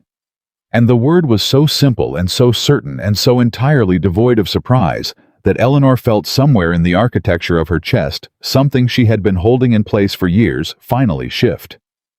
She looked up at him. I have been thinking, she said, about what you said. About why you would propose. About the bottomland and the dinner table and the not crying. He waited. I have also been thinking, she said, about what you told me about your sister. About the loneliness. About the husband who did not value what she was. Yes, he said. I want to ask you something, she said. And I need you to answer it honestly, not carefully. Those are not always different things, he said. They are today, she said. What I want to ask is, when you imagine a life that includes me, what does it look like? Not the practical parts, not the land and the school and the Philadelphia publication, the actual daily texture of it. What do you imagine? He was quiet for a long moment. I imagine disagreements, he said, frequently, over the management of things, the direction of things. I imagine you telling me when I'm wrong, which I expect will be regularly, and I imagine being required to actually reconsider rather than simply manage the disagreement. That's not a flattering picture, she said. I'm not finished, he said. I imagine the table at dinner being a place where something is actually said. I imagine knowing when I come back from Philadelphia or Charlottesville or wherever the business takes me, that there is a specific mind waiting, not a performance, not a social role, but a specific actual person with specific actual thoughts about specific actual things. He paused. I imagine that schoolroom full. Eleanor looked at him. I imagine, he said more quietly, not being the only person in the room who is paying attention. She held his gaze. I'm going to say yes, she said. When you make the formal proposal, I'm going to say yes. I wanted you to know that before you made it, so that it doesn't feel like a question. It has always been a question, he said. No, she said. It hasn't. Not since the library. I just needed to become certain that the yes was mine and not anyone else's. He looked at her for a long moment. Is it? He said. Yours? Entirely, she said. He nodded. Once. And then he did something she had not expected. He extended his hand. Not to take hers, not a gesture of possession, but the way you extend a hand to a person you are making an agreement with. Equal. Witnessed by nobody but the empty schoolroom and the gray September light. She took it. They shook hands, briefly, firmly, like two people who have just closed a deal on something that matters. Then she let go and walked toward the main part of the house, and he fell into step beside her. And neither of them said anything for a while, and the quiet between them was the most comfortable quiet Eleanor had experienced in 24 years of living in rooms full of people who could not manage it. They were almost to the front hall when Mrs. Fowler appeared from the kitchen passage with a look on her face that Eleanor recognized immediately, the look of someone carrying news they are not sure how to deliver. "Mr. Ashford," Mrs. Fowler said. "There's a gentleman here. He came to the back door. He says he has a message for Miss Whitmore." Eleanor stopped. "For me?" she said. "Here." "Yes, miss," Mrs. Fowler said. "He wouldn't give it to me. Said he was told to give it only to her directly." Ashford looked at Eleanor. She looked at him. She followed Mrs. Fowler.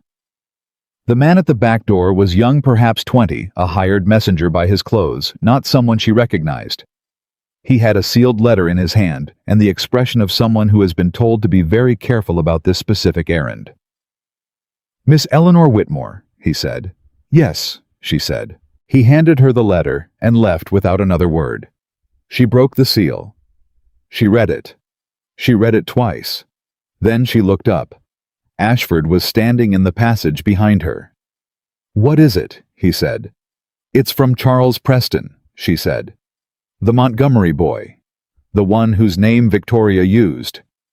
"What does it say?" Eleanor looked at the letter again.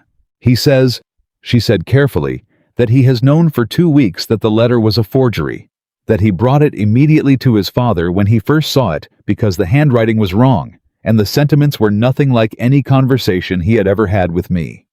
She paused. "He says he is deeply sorry for any harm done, and he says—" She stopped. "Eleanor," Ashford said. "He says that his fiancée's family withdrew the engagement," she said. "When the letter became public. They believed it was real. They believed he had been conducting a—" She stopped again. "An inappropriate correspondence. They broke the engagement without waiting for clarification." The passage was very quiet. "That was Victoria's collateral damage," Ashford said. "She didn't intend it," Eleanor said. "Or maybe she didn't think about it. Or maybe she didn't think about him at all." She folded the letter. "An innocent man's engagement was destroyed by something my sister did to hurt me. And I didn't know until now." "What do you want to do?" Ashford said. Eleanor stood in the back passage with the folded letter in her hands and thought about the particular way that cruelty propagates, how it does not stay where you aim it, how it spreads outward into lives you cannot even see from where you're standing. "I want to write to him," she said. "A real letter, not a strategy, not a social repair. A real one. I want to tell him I am sorry for what happened to him, and I want to tell him that his instinct to question the letter to bring it to his family immediately was the right one, and I am grateful he acted on it." "And Victoria," he said. Eleanor looked at him. "Victoria does not know yet," she said, "that a man lost his engagement because of what she did. She thought she was destroying me. She did not know she was also destroying someone else." She paused. "I'm going to tell her." "She may not care," Ashford said. "She may not?" Eleanor agreed. "But I am not doing it for her. I am doing it because the truth of what she did should exist somewhere other than my own head. She should have to look at the full shape of it." She moved toward the door. Ashford said, "Eleanor." She turned. "You said, he said, that you did not know if what you had was courage or simply the freedom of being overlooked." She remembered. The library, weeks ago. "I've been thinking about it," he said. "And I believe you've answered your own question." She looked at him. "Only a person with courage," he said, "chooses to tell the truth even when they have just become safe enough to choose silence." Eleanor held his gaze. "I'll see you Thursday," she said. "Fellows' Library." "I'll be there," he said. She walked back through the estate and into the September afternoon and down the drive lined with old oaks, and she held 2 things in her hands the whole way home. Charles Preston's letter and the knowledge that she was about to go have the hardest conversation she had yet chosen to have. Not the hardest one she had been forced into. The hardest one she had chosen. Victoria was in the upstairs sitting room when Eleanor arrived home. She was doing embroidery, which Eleanor had always privately thought was Victoria's way of occupying her hands when her mind was working too hard on something else. She looked up when Eleanor came in. Eleanor handed her Charles Preston's letter. Victoria read it. Eleanor watched her sister's face. She watched the controlled expression, and then the first small crack in it somewhere around the second paragraph, and then the full breach. Victoria pressed her hand flat against the page and stopped reading, and looked at the far wall with an expression Eleanor had never seen from her, which was the expression of someone who has just understood a consequence they had not calculated. "I didn't know," Victoria said. "I know you didn't," Eleanor said. "I never thought about him. I thought about you. I was only thinking about—" Victoria stopped. "That's terrible, isn't it? That I was only thinking about you." "It's human," Eleanor said. "It's also terrible. Both things are true." Victoria set the letter down. "What do I do?" she said. "That's not a question I can answer," Eleanor said. Victoria, Eleanor said. "I have spent my entire life cleaning up my own disasters without anyone's help. I am not going to begin cleaning up yours now. What you do about Mr. Preston is your decision. What you do about our family is your decision. What you do about who you are when you are not performing for a room is your decision." She paused. "But you need to make the decisions. Actually make them, not manage them." Victoria looked at her. "You sound like a different person," she said. "I'm the same person," Eleanor said. "You're just hearing me for the first time." She left the room. She went to her writing desk. She took out a piece of paper. She wrote her full name at the top, Eleanor Grace Whitmore. And then she began the revision of her Philadelphia article, incorporating both of the editor's notes and keeping every true thing she had written in the original, and at the top of the cover letter, she wrote her full name again and her address in Virginia, and she did not flinch from either. The article went out 2 days later. The formal proposal came on a Thursday at Fellows's library, which was appropriate, and Eleanor said yes, which was hers entirely and completely. And Fellows emerged from the back room with suspiciously good timing, holding a small bottle of very decent wine in 3 glasses, and the 3 of them drank to it in the dusty library air between the surveying maps and the agricultural texts, and Eleanor thought, this is not the ending of something. This is the point at which I stopped asking permission to begin. Outside, the Virginia fall was starting. The oaks on the Ashford Drive would be turning, and the bottomland drainage work had begun, and somewhere in Philadelphia, a letter with a full name on it was sitting in an editor's inbox, and in the east wing of an old estate, a gray blackboard was waiting for chalk, and the particular chaos of children learning things for the first time. Eleanor Grace Whitmore had spent 24 years sitting at the end of tables. She did not intend to do it again.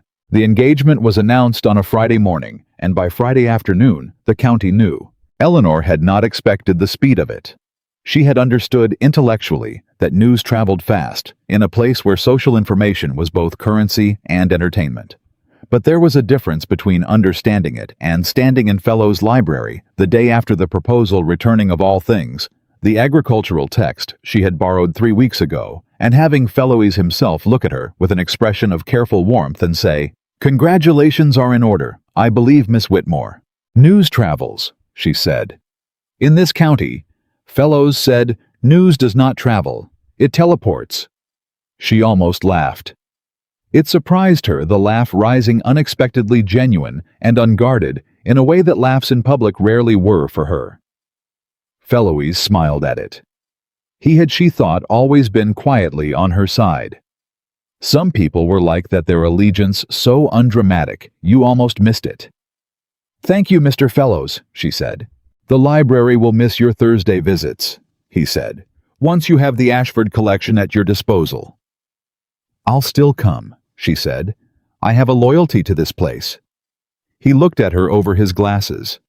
"And we to you, miss," he said simply. She walked home with the particular quality of alertness she had developed over recent weeks, the heightened awareness of someone who has learned that the ground can shift under her feet without warning, and has decided to stop being surprised by it. She was not expecting anything specific. She was simply paying attention. What she found when she arrived home was her mother in the front hall, her face arranged in the careful, neutral expression of someone who has just received a visitor and is uncertain how to report on it.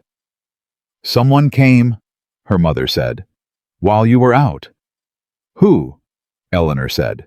"Mrs. Montgomery," her mother said. "She stayed 20 minutes. She asked, Her mother paused. She asked a great many questions about the engagement, about the timing, about whether Mr. Ashford had consulted your father in the appropriate manner. "And had he?" Eleanor said. "He had," her mother said. "He came to your father 2 days ago before the library. I thought you should know that. He came and spoke to your father privately for almost an hour, and your father gave his blessing, and neither of them told me until that evening." She said it without resentment, or rather with a kind of resigned familiarity with the way information moved in households organized around men's decisions. Mrs. Montgomery was not satisfied with my answers. What was she actually asking? Eleanor said. Her mother looked at her. She was asking whether it was real, she said. Whether a man like Nathaniel Ashford would genuinely choose you. Whether there was some arrangement, some practical consideration that explained it. Eleanor stood in the hallway and let that land. "What did you tell her?" she said. "I told her," her mother said with a precision that Eleanor recognized as a woman choosing words she has already rehearsed, that my daughter was chosen because she was worth choosing, and that anyone who found that difficult to believe was reflecting on themselves rather than on Eleanor. The hallway was quiet.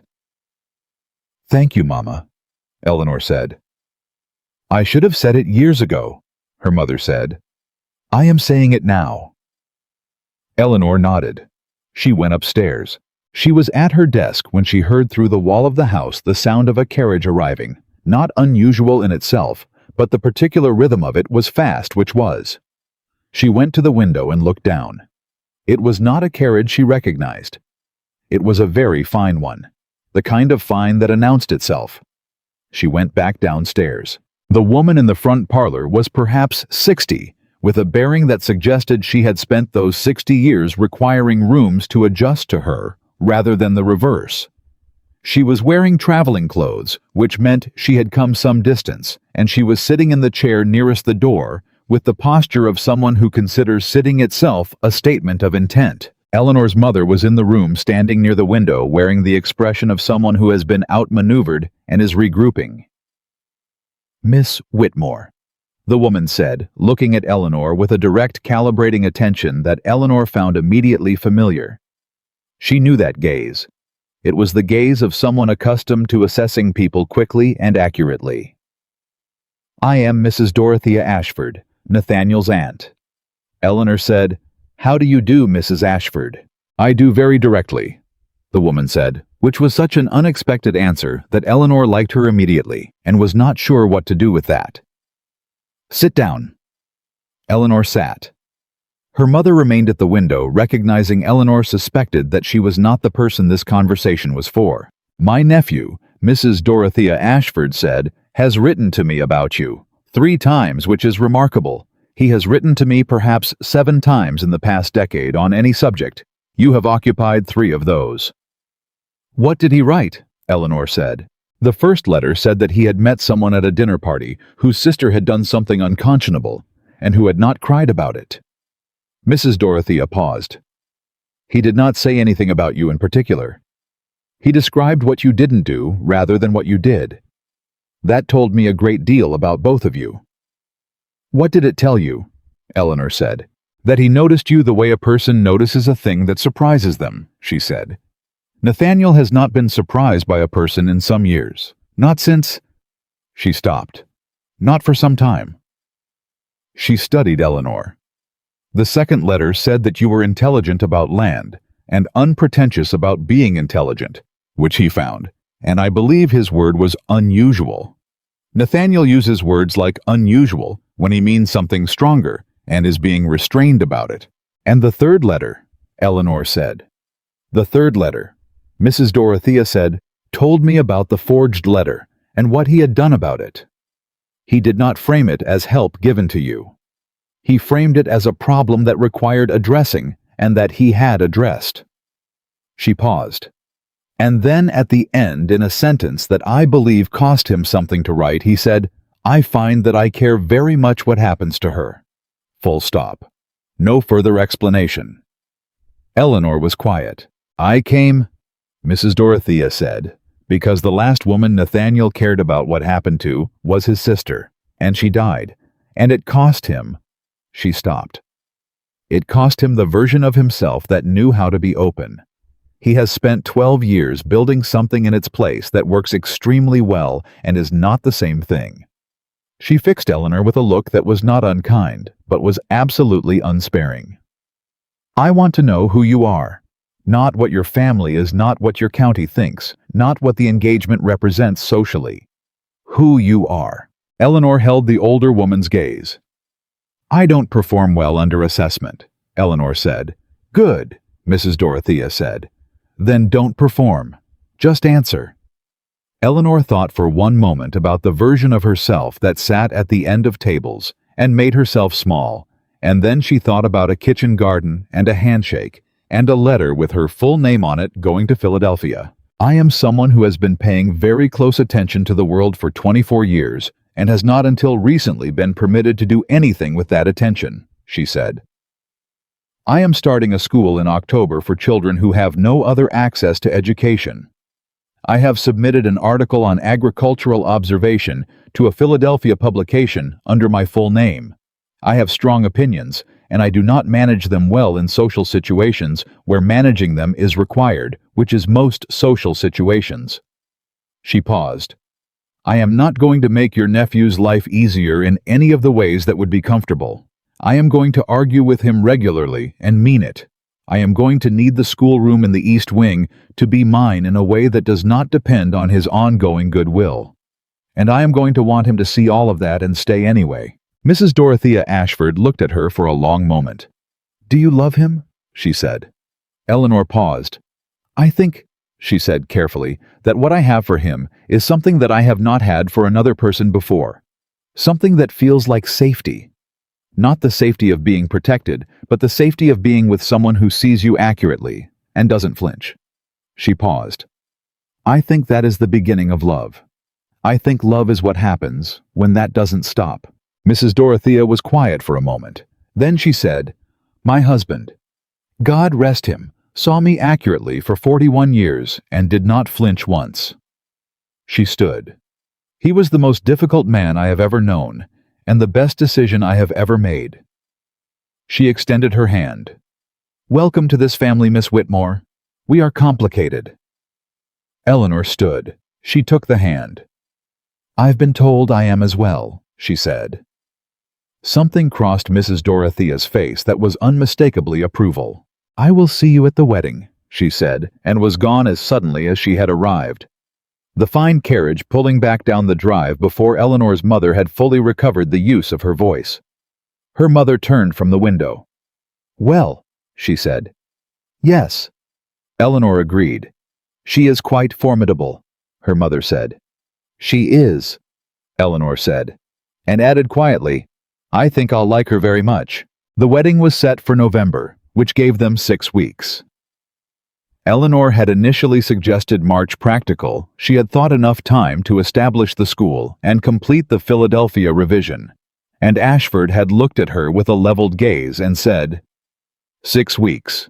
And something in the simplicity of it, the plainness of his wanting, had struck her somewhere below the level of argument. 6 weeks, she had agreed. The October school opening came first. 17 children. Eleanor had projected 15 to 20. She got 17, which meant she had been accurate, which meant her planning had been sound, which gave her a satisfaction that was completely separate from any other satisfaction available to her, and that she had not expected to be so immediate and so clean. Mrs. Carroll came for the opening day and spent 3 hours with the children, and then sat with Eleanor in the corner of the schoolroom after they had gone and said, You are a natural teacher. I have no formal training, Eleanor said. Training teaches you methods. Mrs. Carroll said, What you have is attention. You watch the child while you speak. You adjust before they're lost. That cannot be taught. It either exists in a person or it doesn't. She paused. In you it exists. Eleanor looked at the empty benches. I didn't know that about myself, she said. Most people don't know their capacities until something requires them, Mrs. Carroll said. That's the tragedy of lives that never require anything. Eleanor thought about that for a long time afterward. She thought about it during the second week of school when a boy named Thomas, 7 years old, the son of a tenant farmer on the county's eastern edge, sounded out a word for the first time and looked up at Eleanor with an expression of pure stunned triumph, as though he had just discovered something the world had been keeping from him. She thought about it when she sat with that image in her mind that evening and wrote about it in her notebook. She thought about it when she realized she had been writing for an hour and had not once been aware of the time passing. She told Ashford about Thomas at dinner 2 days before the wedding. They had been meeting regularly, not every day, not with the manufactured frequency of an engagement being performed for social observers, but genuinely when there was something to discuss or when the week had produced something worth sharing. She told him about the word and the expression and the stunned triumph. He listened. He listened the way he always listened, without interruption, without preparing his response, while she spoke with the quality of someone who is actually receiving rather than waiting. "What word was it?" he said. "River," she said. He was quiet for a moment. "Good word," he said. "Thomas thought so," she said. And then, because she was honest with him, "I cried a little, after he left, just for a moment." "I know," he said. She looked at him. "How do you know?" "Mrs. Fowler told me," he said. "She saw you through the schoolroom window. She has been watching over that room since you started using it." He paused. "I think she had feelings about my sister that she never knew what to do with. She is doing something with them now." Eleanor looked at her hands on the table. "I wish she had known your sister," Eleanor said. "So do I," he said. "I think they would have understood each other." The wedding morning arrived in November, gray and cold, and perfectly indifferent to the occasion, which Eleanor found appropriate. She had not wanted an elaborate affair, and Ashford had wanted exactly what she wanted, and so it was small family. The Carrolls Fellows from the library. Judge Calloway, who had the grace to appear genuinely pleased. Mrs. Dorothea Ashford, who stood at the front of the room as though she had built it herself. Victoria was there. Eleanor had not known if she would be. She had not asked. She had extended the invitation and left the decision entirely to her sister because she was done managing other people's decisions about her. Victoria stood at the back. She was not performing anything. No smile arranged for the room, no precise angle of the head. She was simply standing at the back of a room where her sister was getting married, with an expression that Eleanor, glancing once briefly before the ceremony began, could only describe as bare, like a room with all the furniture removed. Not empty, just stripped. Eleanor looked away. She looked at Nathaniel Ashford, who was watching her come toward him with the expression of a man who has made a decision he is entirely certain of, which was a rare thing, Eleanor thought, in a world full of people who performed certainty they didn't feel. He felt it. She could see that he felt it. The ceremony was brief. The words were the words. When the officiant asked for the response, Eleanor said hers in a voice that was steady and full and entirely her own, and she felt Ashford's hand tighten fractionally on hers. Not a reassurance, but an answer, the physical language of a man who had said yes before she finished. Afterward, in the small reception that followed, Mrs. Dorothea found her and said, "You looked like someone arriving, not someone departing." "That is exactly how it felt," Eleanor said. "Good," the older woman said. "That's how it's supposed to feel." Eleanor's father found her near the window. He stood beside her for a moment without speaking. He was a man who had consistently chosen comfortable silences over necessary words, and she knew he was doing it now. But she also knew, because she had been paying attention for 24 years, that he was not comfortable. He was trying. "Your mother tells me," he said finally, "that you've had 17 children in the school." "Yes," she said. "And that the Philadelphia Quarterly accepted your article." "With my full name on it," she said. "Yes." He nodded. He looked at his hands. "I did not see you clearly," he said. "For a very long time." "No," she said. "I am—" He stopped. The word he needed was not one he had practice with. "I am proud of you. I want you to know that I am proud of you, even if I have not known how to say it." Eleanor looked at her father. She thought about the 24 years and the far end of tables and the dinners and the particular quality of his silence. At the moment her sister read her diary aloud to a room full of people. She thought about all of it, held it, the whole weight of it in her mind for one honest moment. "Thank you, Papa," she said. She did not say "I know." She did not say "it doesn't matter." She did not manage it or smooth it or make it easier for either of them. She simply received it. That was enough. Across the room, she saw Victoria move toward the door. Not fleeing, or not only fleeing. Something more complicated. At the threshold, Victoria stopped and looked back, and her eyes found Eleanor's across the room. A long moment. Nothing performed in it. Just two women who had grown up in the same house and become through the machinery of family and fear and need each other's primary wound, looking at each other across a room and not looking away. Eleanor gave the smallest nod. Victoria walked through the door. Eleanor turned back to her husband. Her husband. The word had not yet acquired the texture of habit, but she thought it would. She thought it would become as ordinary and remarkable as breathing something you forgot to notice until suddenly you noticed it, and it filled the whole room.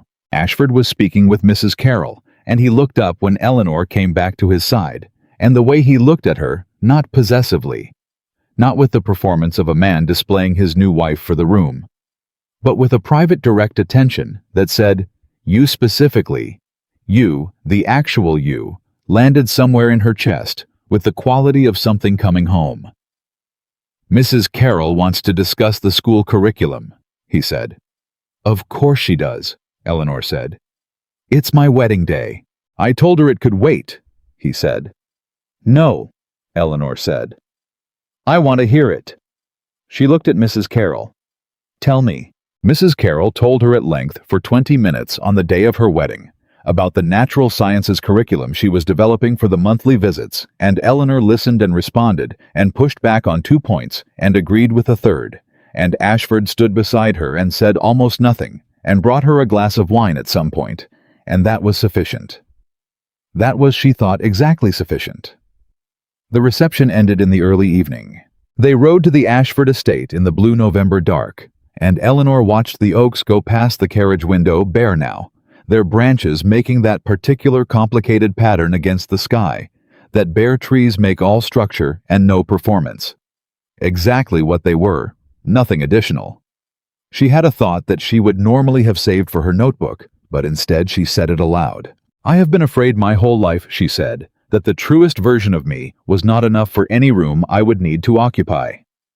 Ashford was quiet for a moment. "And now," he said, "and now I think the truest version of me is the only version worth occupying any room," she said. He looked at her. "What changed?" he said. She thought about it. "You asked me what else I had written," she said. "In Fellow's library. You asked what else I had written, as though there was no question that there would be more, and as though the more was something worth knowing." She paused. "No one had ever asked me that before." "That seems like a very small thing to change everything," he said. "The smallest things," she said, "are often the ones that have been missing the longest." The carriage stopped. The estate was lit from inside, warm light through the windows, and Mrs. Fowler had left the front door unlocked, and somewhere in the east wing, a schoolroom was waiting with 17 benches and a gray chalkboard that would not be gray much longer. Eleanor got out of the carriage. She stood on the gravel drive and looked up at the house.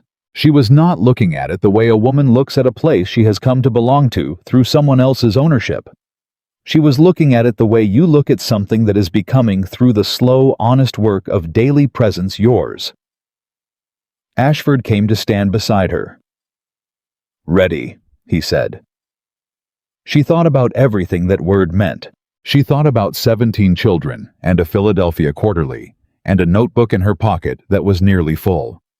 She thought about a sister at the back of a room stripped bare and surviving it. She thought about her mother saying, "I should have said it years ago." She thought about a wine glass set down on a table and a voice saying, "Please continue." She thought about all the rooms she had sat in the edge of and the one she had finally walked into the center of. "Yes," she said, and she walked through the door. The first winter of Eleanor's marriage was nothing like she had expected, and everything like she had needed. She had expected adjustment. She had expected the particular friction of two lives that had been organized around their own centers, suddenly required to share a single axis. She had expected negotiation about hours and habits and the small territorial claims of daily existence that nobody warns you about before you make them permanent. What she had not expected was ease, not the ease of two people who agreed on everything because they did not. Not the ease of a life without difficulty, because that first winter produced difficulty in regular supply. The school alone accounted for a significant portion of it. 17 children became 22 by December, when word spread to the lower county and the East Wing schoolroom that Ashford had said held 30 was tested on the matter. Mrs. Carroll's monthly visits became bi-monthly by January, because she found reasons to return that Eleanor suspected had more to do with the children than with any obligation, and Mrs. Carroll was not a woman who required her motives to be transparent to anyone, including herself. The Philadelphia article came out in February. Eleanor's full name appeared beneath the title. Eleanor Grace Ashford, formerly of Whitmore, Virginia. She had debated the name construction for 3 days, written 4 different versions of the byline, and finally decided that both names belonged to her and both would appear. Ashford had read the final byline and said nothing, and the nothing was the particular quality of someone who was satisfied and did not feel the need to announce it. Mr. Hargrove's letter arrived 10 days after publication. Eleanor read it at the breakfast table. She read it twice. Then she set it down and said, "He wants another piece." Ashford looked up from his coffee. "When?" "By May," she said. "He says the response to the drainage article has been..." She looked at the letter. "He says unexpectedly substantial. He says he has received 12 letters about it, 3 from practicing agronomists and 1 from a professor at the College of William and Mary, who wants to know who you are and where you studied." Ashford was quiet for a moment. Then, "What did you write back?" "I haven't yet," she said. "I'm deciding whether to tell him the truth." "Which truth?" "That I studied nothing formally," she said. "That everything I know I learned by walking land and reading books that were intended for other people, and paying attention when nobody thought I was." Ashford looked at her over the rim of his coffee cup. "Tell him," he said. "It may diminish." "Tell him," he said again. "The professor from William and Mary is asking because the work is sound. The soundness doesn't change because of where it came from." Eleanor looked at the letter. She wrote back that afternoon. She told Mr. Hargrove the truth, all of it plainly, in the same voice she used in her articles, which was the only voice she had that she trusted. She said she had no formal training. She said she had begun observing farmland as a child, because no one had told her not to, and had continued because no one had found a compelling reason to stop her.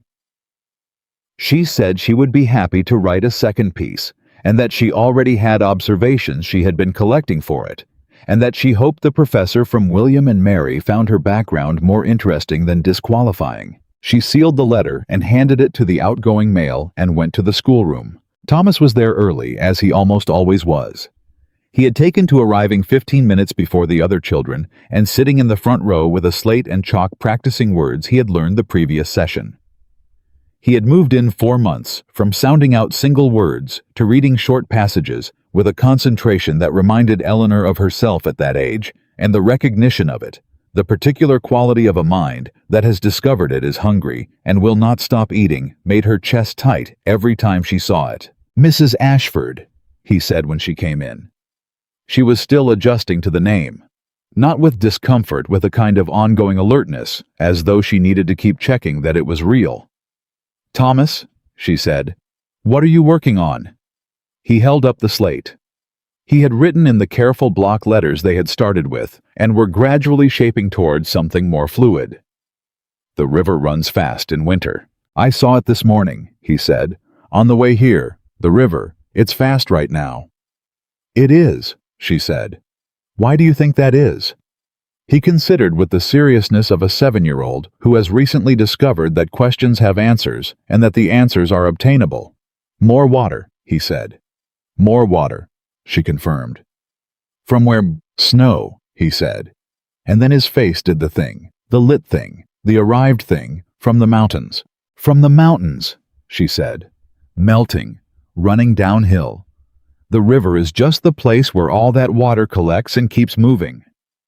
She paused. Everything keeps moving, Thomas. That's the thing to remember.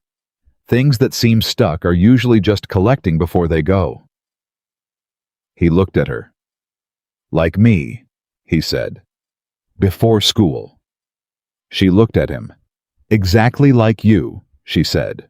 The other children began arriving, and the room filled with the particular controlled chaos of 24 children who were learning things and could not entirely contain their excitement about it, and Eleanor stood at the front of the room and felt as she felt. Every morning she stood there, that this was the most useful thing she had ever done with her life. It was February when the second twist arrived. Not from Victoria, not from the county. From a direction Eleanor had not been watching. The man's name was Mr. Gerald Forsyth, and he arrived at the Ashford estate on a Tuesday morning with a letter of introduction and the particular quality of someone who has been sent by someone else and is moderately uncomfortable about it. He was perhaps 50 with a solicitor's careful face and a solicitor's careful clothes, and he asked to see Nathaniel Ashford on a matter of some urgency. Eleanor was in the library when she heard him arrive. She was not listening deliberately. She was working on the second Philadelphia piece, and the library was where she worked, because the light was good, and the books were available. And Ashford had without discussion simply cleared 2 shelves at eye level, and redistributed her notebooks and reference texts there, so that the room was as much hers as his. She heard the voices in the hall. She heard Ashford's voice, even calibrated neither welcoming nor unwelcoming. She heard Forsyth's voice explaining something she couldn't quite catch. Then Ashford said distinctly, "Come through to the study." The study door closed. Eleanor went back to her piece. She wrote for 20 minutes. She was aware without performing awareness of the closed door and the muffled conversation behind it, and the quality of Ashford's voice when he spoke, which she could hear occasionally through the wall, without distinguishing words, and which she realized had changed. It had the tension she associated with him being asked something he had not anticipated. The study door opened. She heard Forsyth leave. Front door gravel carriage. Ashford did not come to the library immediately. He came 10 minutes later. He stood in the doorway and she looked up and saw it immediately, the thing behind his careful expression, the thing he was deciding how to say. "What happened?" she said. He came in. He sat in the chair across from her desk. Not his usual chair, the one closer to the fireplace, but the one directly across from her, which meant he wanted to be able to see her face while he talked. "Forsyth is a solicitor from Richmond," he said. "He represents a man named Calder Mast, a land speculator." "I don't know the name," Eleanor said. "You wouldn't," Ashford said. "He operates primarily out of Richmond and Charleston. He purchases distressed properties land where the legal title is unclear or disputed, and then presses the dispute in court until he obtains clear ownership." "And," Eleanor said, "my father," Ashford said, "made several decisions about this land in the 1790s that were not entirely clean. I have known this for years. I have spent 12 years addressing the consequences of those decisions as they surfaced." He paused. "One consequence I was not aware of is a disputed title claim on the southeastern section, the bottom land, the section where we began the drainage work." Eleanor put down her pen. "How disputed?" she said. "Significantly," he said. "Forsyth came to inform me that Mast intends to press the claim in court. He came in advance of the filing as a—" he paused. "As a courtesy, which means he came to give me the opportunity to settle before this becomes public." "Settle meaning what?" Eleanor said. "Meaning sell the section to Mast at a price he sets," Ashford said, "which will be below its value, substantially below now that we have invested in the drainage." Eleanor was quiet for a moment. "The school," she said. He looked at her. "The East Wing," she said. If the disputed section becomes a prolonged legal matter, if Mast presses this aggressively, what does it affect beyond the bottomland? Potentially nothing beyond the bottomland, Ashford said. Potentially more, depending on what else my father obscured in his records. I have my own solicitor reviewing everything today. He paused. I want to be honest with you. I know, she said. The school is not at risk, he said. I want to be certain you know that before anything else. The East Wing is part of the original estate structure. The title on that section is unambiguous, and Mast has no basis for a claim there. The school is yours. That does not change regardless of what happens with the bottomland. Eleanor looked at him. She saw what this was costing him to say, not the words themselves, but the exposure behind them, the admission that his inheritance was compromised, that the foundation he had spent 12 years rebuilding might have more cracks in it than he knew. He was a man who had made self-sufficiency into a form of protection, and he was sitting across from her in the wrong chair, with his careful expression doing its least effective work, and he was telling her the truth. What do you need from me? She said. He paused. The question seemed to reach him somewhere he was not prepared for. I need... He stopped. I'm not accustomed to needing anything from another person in these matters. I know, she said. What do you need? He looked at her. I need you to not retreat, he said. From this. From... He stopped again. I need you to still be here working at that desk in 3 weeks when this is messier than it is today. I will be here, she said. The county will hear about it, he said. There will be talk. About the title, about my father, about whether... Nathaniel, she said. He stopped. She had not used his given name before. Not like that, plainly, directly, without ceremony. They had arrived at it gradually over the months, but she had always felt the slight self-consciousness of it, the newness. She did not feel it now. I sat at the end of the table for 24 years, she said. I have been the subject of county talk before. I will survive county talk about a land dispute. She held his gaze. What I will not survive, what I will not accept, is you handling this alone because you have decided that needing someone is a weakness. He was very still. It is not a weakness, she said. I know because I spent 24 years treating it as one, and the result was 24 years of unnecessary isolation. She paused. You told me in the kitchen garden that you needed me not to disappear. I am telling you the same thing now. He looked at her for a long moment. All right, he said. Good, she said. Now tell me everything Forsyth said, and we'll think about it together. He told her. It took most of the morning. The disputed claim was real and had basis in law. Ashford's solicitor confirmed it by the following week. The section had been purchased by Ashford's father through a transaction involving a third party, whose original title was itself unclear, and Mast had found the thread and pulled it with the specific expertise of a man who did this for a living and was very good at it. Ashford's solicitor, a sharp-minded man named Everett, who had been managing Ashford estate affairs for 15 years, came to the house and sat at the library table with Eleanor and Ashford together and laid out the options with the brisk clarity of someone who understood that they were talking to two intelligent people and could skip the management. Best case.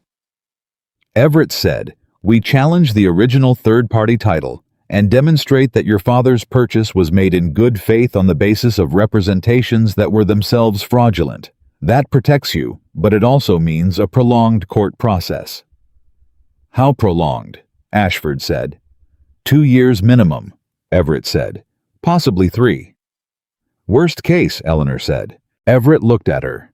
He had adjusted over the past week to the fact that she was present at these conversations and was asking questions that required answers.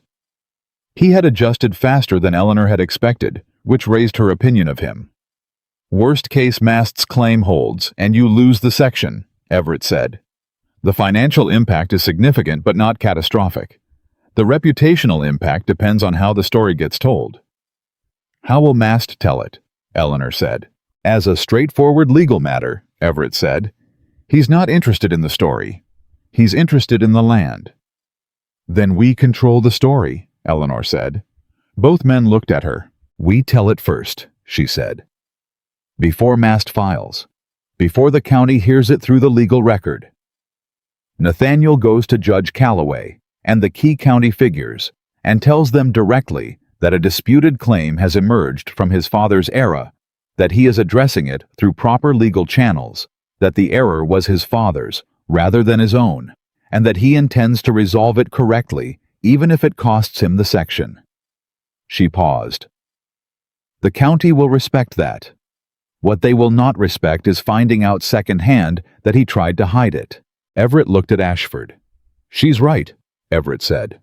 I know she is, Ashford said. The story went out before the week was over. Ashford did it himself. Went to Judge Calloway, went to the Haverfords, went to 2 other families whose opinion carried structural weight in the county's social architecture, and told them plainly what had happened and what he was doing about it. Eleanor did not go with him to these conversations. She offered and he declined, and his reasoning was sound.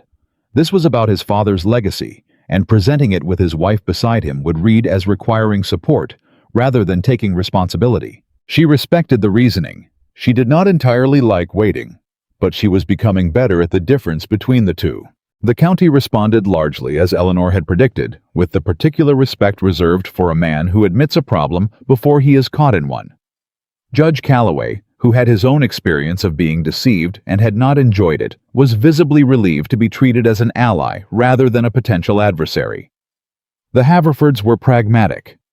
2 of the other families were Eleanor heard, through her mother's careful social intelligence gathering, less charitable, but their opinion was not the structural opinion. What she had not predicted, the twist that arrived in the 3rd week, the one that made her put down her pen and sit very still for a full minute, was the letter from Charles Preston. Not to her, to Ashford. Ashford brought it to the library and handed it to her without comment. Preston wrote that he had heard about the mass dispute through county channels and that he had information that might be relevant. He wrote that his family's connection to the original third party in the 1790s transaction, a connection he had only recently discovered when reviewing his late father's papers, suggested that the fraudulent representations had been made knowingly by a man who was now also dead, and that the documentary evidence for this existed in the Preston family records. He wrote that he would be willing to make that documentation available to Ashford's solicitor. He wrote at the end, I am aware that my family's name was used without cause in a matter that caused harm to your household. I cannot undo that. What I can offer is this, which is small, but is mine to give. Eleanor read the letter twice. He's offering to help us, she said. Yes, Ashford said. Because Victoria destroyed his engagement, she said. And he is still offering to help. Some people, Ashford said, decide that what was done to them will not determine what they do to others. Eleanor looked at the letter. She thought about the night she had stood in the hallway outside the parlor and listened to her mother and Mrs. Haverford, and felt with cold clarity that her sister was trying to end her. She thought about reaching toward someone for the first time. She thought about a kitchen garden, and a handshake, and a schoolroom full of children. She thought about the way cruelty propagates outward into lives you cannot see from where you're standing, and about the way that apparently so did something else. Something that was harder to name and moved more quietly and took longer to arrive. She put the letter down. I want to write to him, she said. Again, a real letter. Write it, Ashford said. She did. She wrote to Preston that evening, told him that his offer was generous and genuine, and that Everett would contact him about the documentation. She told him that what he had offered cost him something, and she was aware of that. She told him in the last paragraph that she hoped the year ahead treated him better than the previous one had. She sealed the letter. Then she sat at the desk for a long time not writing. Ashford came in at some point and sat in his chair near the fireplace with the survey maps he had been reviewing, and they were in the same room, in the particular companionable quiet that she had thought for most of her life was not available to her. The quiet of 2 people who are not performing for each other and do not need to fill the silence to prove they are still present. I have been thinking, she said eventually, about what Mrs. Carroll said, about lives that never require anything. He looked up. She said that most people don't discover their capacities until something requires them, Eleanor said. That's the tragedy of lives that never demand anything. Yes, he said. I have been required, she said. More in the past year than in the previous 24 combined. And she paused. I am grateful for it. That sounds wrong. I am not grateful for Victoria's cruelty, or for the forgery, or for Mast's claim, or for any specific hard thing. But I am grateful that I was required. That the year asked something of me. You were always capable of what it asked, he said. I know that now, she said. I didn't before. He looked at her steadily. That's not a small difference, he said. No, she said. It isn't. March arrived, and with it Preston's documentation in Everett's hands, and Everett's subsequent analysis, and the particular momentum of a legal case that has found its footing. The story of the original fraudulent representation was clear in the documents, clear enough that when Mast's solicitor was presented with the evidence, there was a pause of several days, and then a counterproposal that was substantially less aggressive than the original settlement demand. Everett recommended negotiation. Ashford sat at the library table with Eleanor and Everett and said, "What do you advise?" Everett said, "The documentation gives us a strong challenge to the original title. In court, we win this. But it takes 2 years, and the outcome, even a favorable one, costs time and energy and public attention." He paused. Mast is a pragmatist. He wants the land.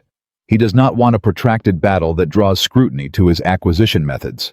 There is a settlement number that works for both parties. "What number?" Ashford said. Everett said the number. Eleanor said, "That's fair value." "Close to it," Everett said. "If we accept the settlement," Eleanor said, "what does Mast do with the section?"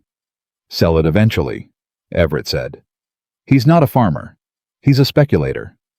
"To whom?" she said. "Whoever offers." Eleanor looked at Ashford. He was watching her face, with the expression she had learned to identify as him, letting her think without interruption, which was a form of respect she had come to rely on, the way you rely on a fixed point to orient by. "Buy it back," she said. Both men looked at her. "Settle with Mast at fair value," she said.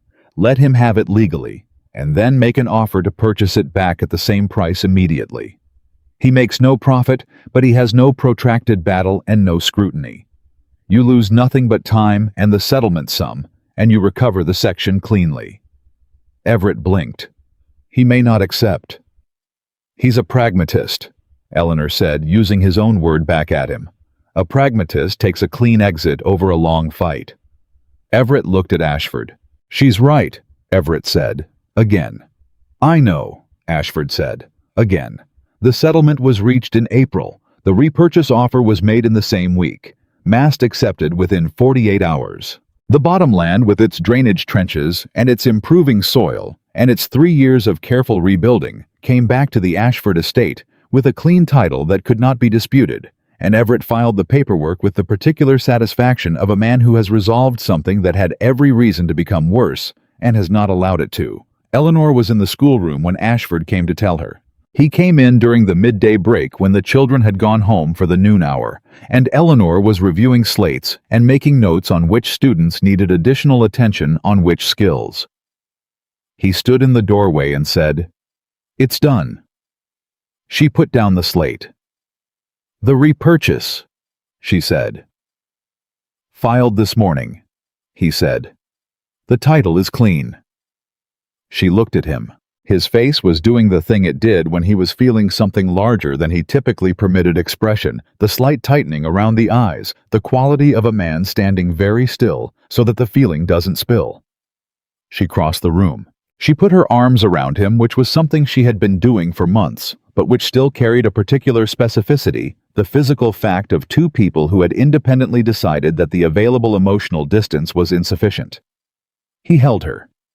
His hand came up to the back of her head with a steadiness that felt, as it always felt, like the opposite of performance. "You didn't have to propose the repurchase," he said into her hair. "Yes, I did," she said. "You didn't have to be in that room when Everett came," he said, "for any of it." "Yes, I did," she said again.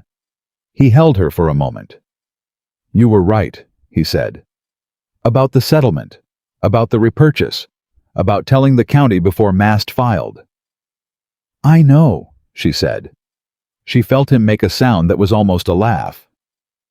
"I'm not being arrogant," she said. I'm done pretending I don't know things I know." "I noticed," he said. She pulled back enough to look at him. "Your sister would have known these things too," she said, "if she had been given the room to know them." He looked at her. "Yes," he said after a moment. "She would have." "The schoolroom is named for her," Eleanor said. "I decided this morning. I didn't ask you because I should have the right to name the thing I teach in. But I wanted you to know." He looked at her for a long time. "What name?" he said. "Margaret," she said. "Your sister's name, if I remember correctly." "Yes," he said. His voice had changed slightly. Not broken. He was not a man who broke, but present in a way that usually only appeared when he was entirely off his guard. "Her name was Margaret." "The Margaret Ashford School," Eleanor said, "for children in need of education in the lower county of Virginia, established 1816. He said nothing for a moment. "Thank you," he said. "You gave me the room," she said. "I named it after the person who should have had one." He looked at her. "I need to say something," he said. I have been trying to find the right way to say it for some time." "Say it wrong then," she said. "I'll understand." He looked at the empty schoolroom, the 22 benches, the full blackboard, the chalk dust that had become as characteristic of the East Wing as anything else. "When I sat at that dinner," he said, "and your sister began reading, I was angry. I told you that. I was angry because what she was doing was cruel. But that was not the only reason I set down my glass." He paused. "I set it down because what she was reading it was the truest thing said in that room all evening. It was possibly the truest thing I had heard anyone say in years, and she was using it as a weapon." He looked at Eleanor. "I wanted to hear more of it, not as strategy, not to protect you, because it was true, and I had been in a great many rooms full of people saying false things, and I was very tired of it." Eleanor looked at him.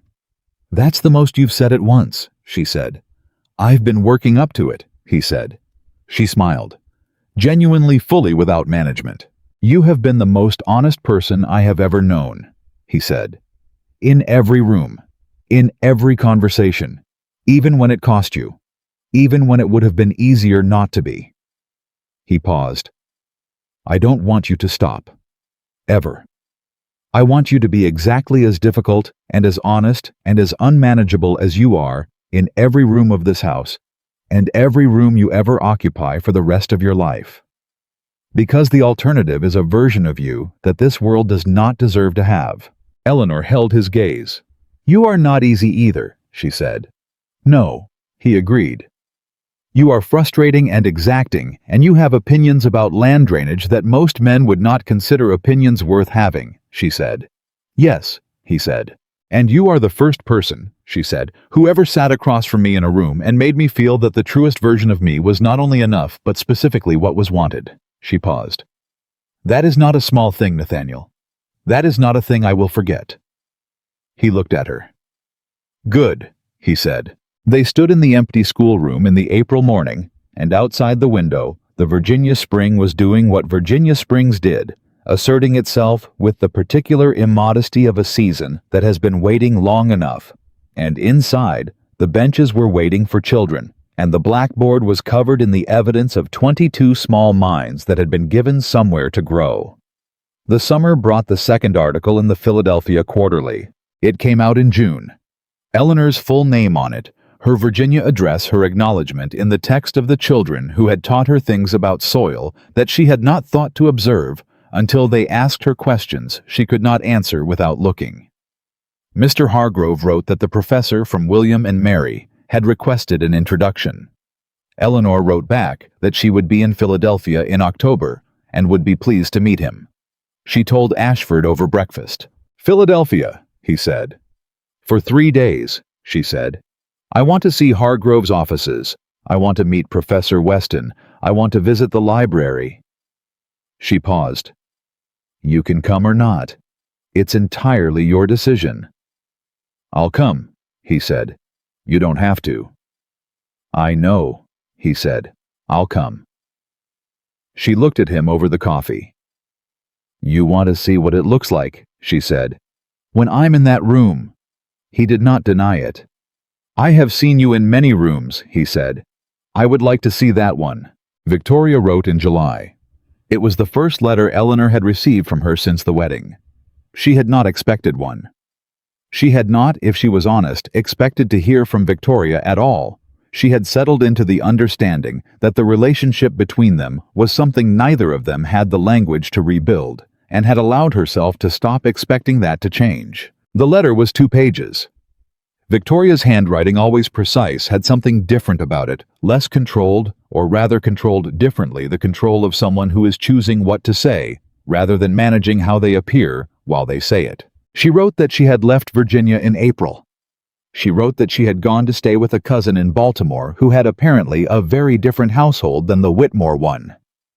Smaller, plainer, less organized around the performance of status. She wrote that she had been helping in a reading charity there, that she had discovered she was good at organization, and that she had been using this capacity for things that were actually worth organizing, which was a phrase Eleanor suspected had taken several drafts to arrive at. She wrote, "I have been thinking about what you said, about finding someone who would look at me the way Ashford looked at you. I thought when you said it that you were being cruel.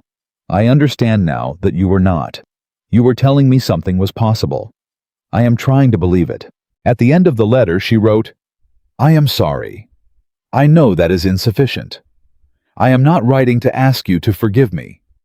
I am writing because I wanted you to know that I understand now what I did in the way that matters, not because I was caught, but because I can see it clearly when I look at it. That is all." Eleanor sat with the letter for a long time. Then she wrote back. She wrote 1 page. She told Victoria about the school, about Thomas and the word river, and the lit face of a child who had just discovered that the world had answers in it. She told her about the Philadelphia article and the professor from William and Mary. She told her that the school was named Margaret Ashford, and why. She did not say, "I forgive you."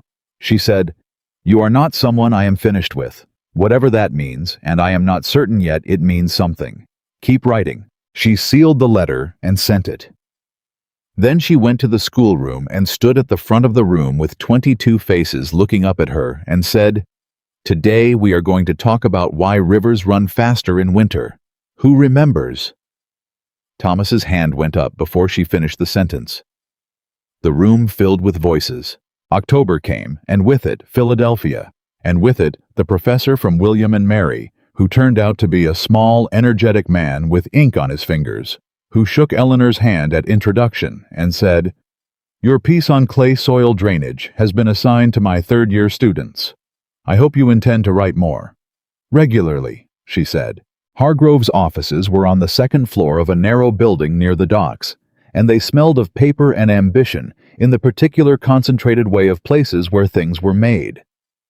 Hargrove himself was in his 50s, practical and direct, and he shook Eleanor's hand the same way he shook Ashford's, which was the first thing she noticed and the thing she thought about afterward on the carriage ride back to the hotel.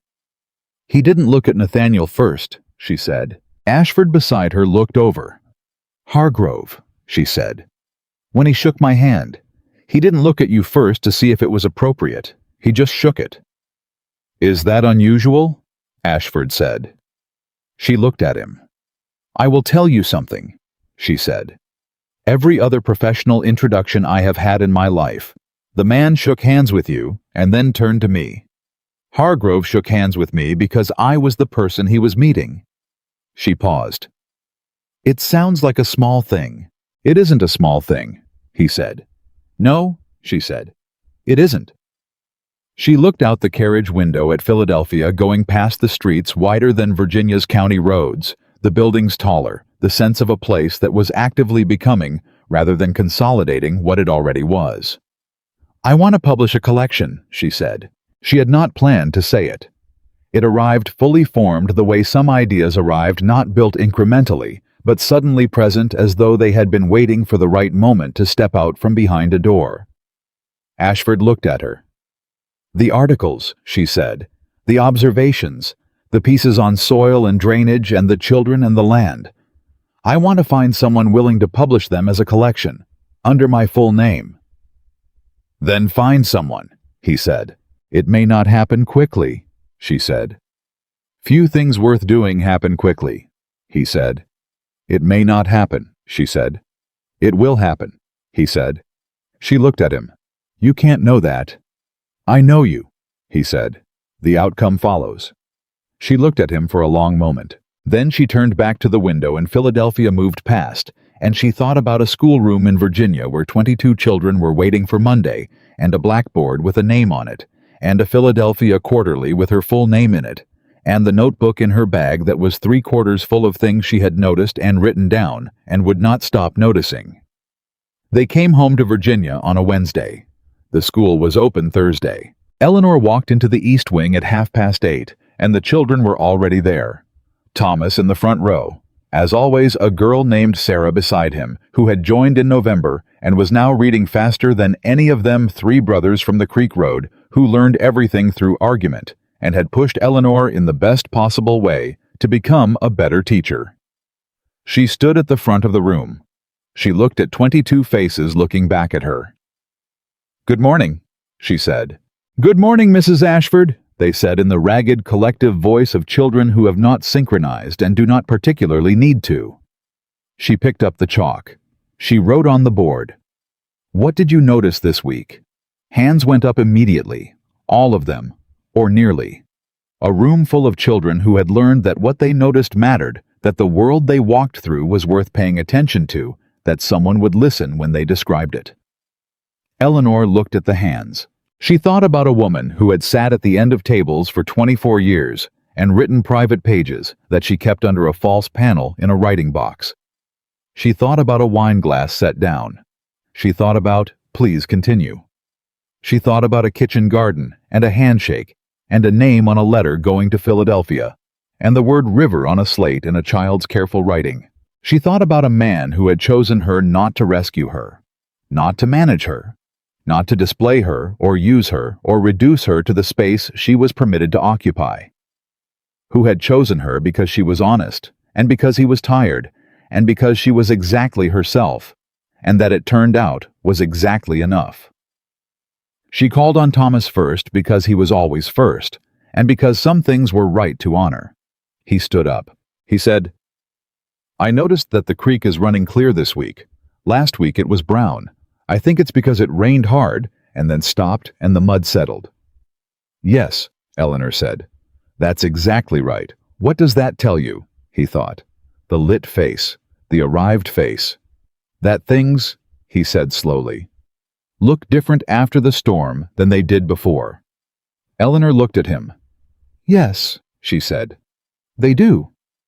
The room waited. She turned to the board and wrote and taught, and the morning moved through its hours in the particular way that mornings move when you are exactly where you are supposed to be, not quickly, not slowly, but with the full weight and texture of time that is being used rather than endured. When the children left at noon, Eleanor stood at the front of the empty room. She looked at the benches, the full blackboard, the name above the door that said Margaret Ashford in the lettering her mother had helped her plan, which was one of the things she had not anticipated, and which had turned out to be one of the things that mattered most. She took out her notebook. She wrote, "A woman who has stopped asking to be seen has no idea how much she will be able to see." She looked at it. She underlined it. She closed the notebook and put it in her pocket and walked out of the schoolroom and down the hall and into the house where her husband was reading in the library, and looked up when she came in and said nothing, because nothing needed to be said. Eleanor Grace Ashford, formerly Whitmore, had started the year as a woman with private pages under a false panel and 24 years of practiced invisibility. She ended it with a schoolroom full of children, a name on a quarterly in Philadelphia, a collection she would finish by spring, a husband who saw her accurately and showed no signs of stopping, and a notebook in her pocket that would never again be hidden. She had not been rescued. She had not been completed by someone else's choice. She had simply been seen for the first time by someone who recognized what was already there, and in being seen, had finally fully and without apology learned to see herself. That was not the end of Eleanor Whitmore's story. It was the first page of Eleanor Ashford's, and she had every intention of filling it.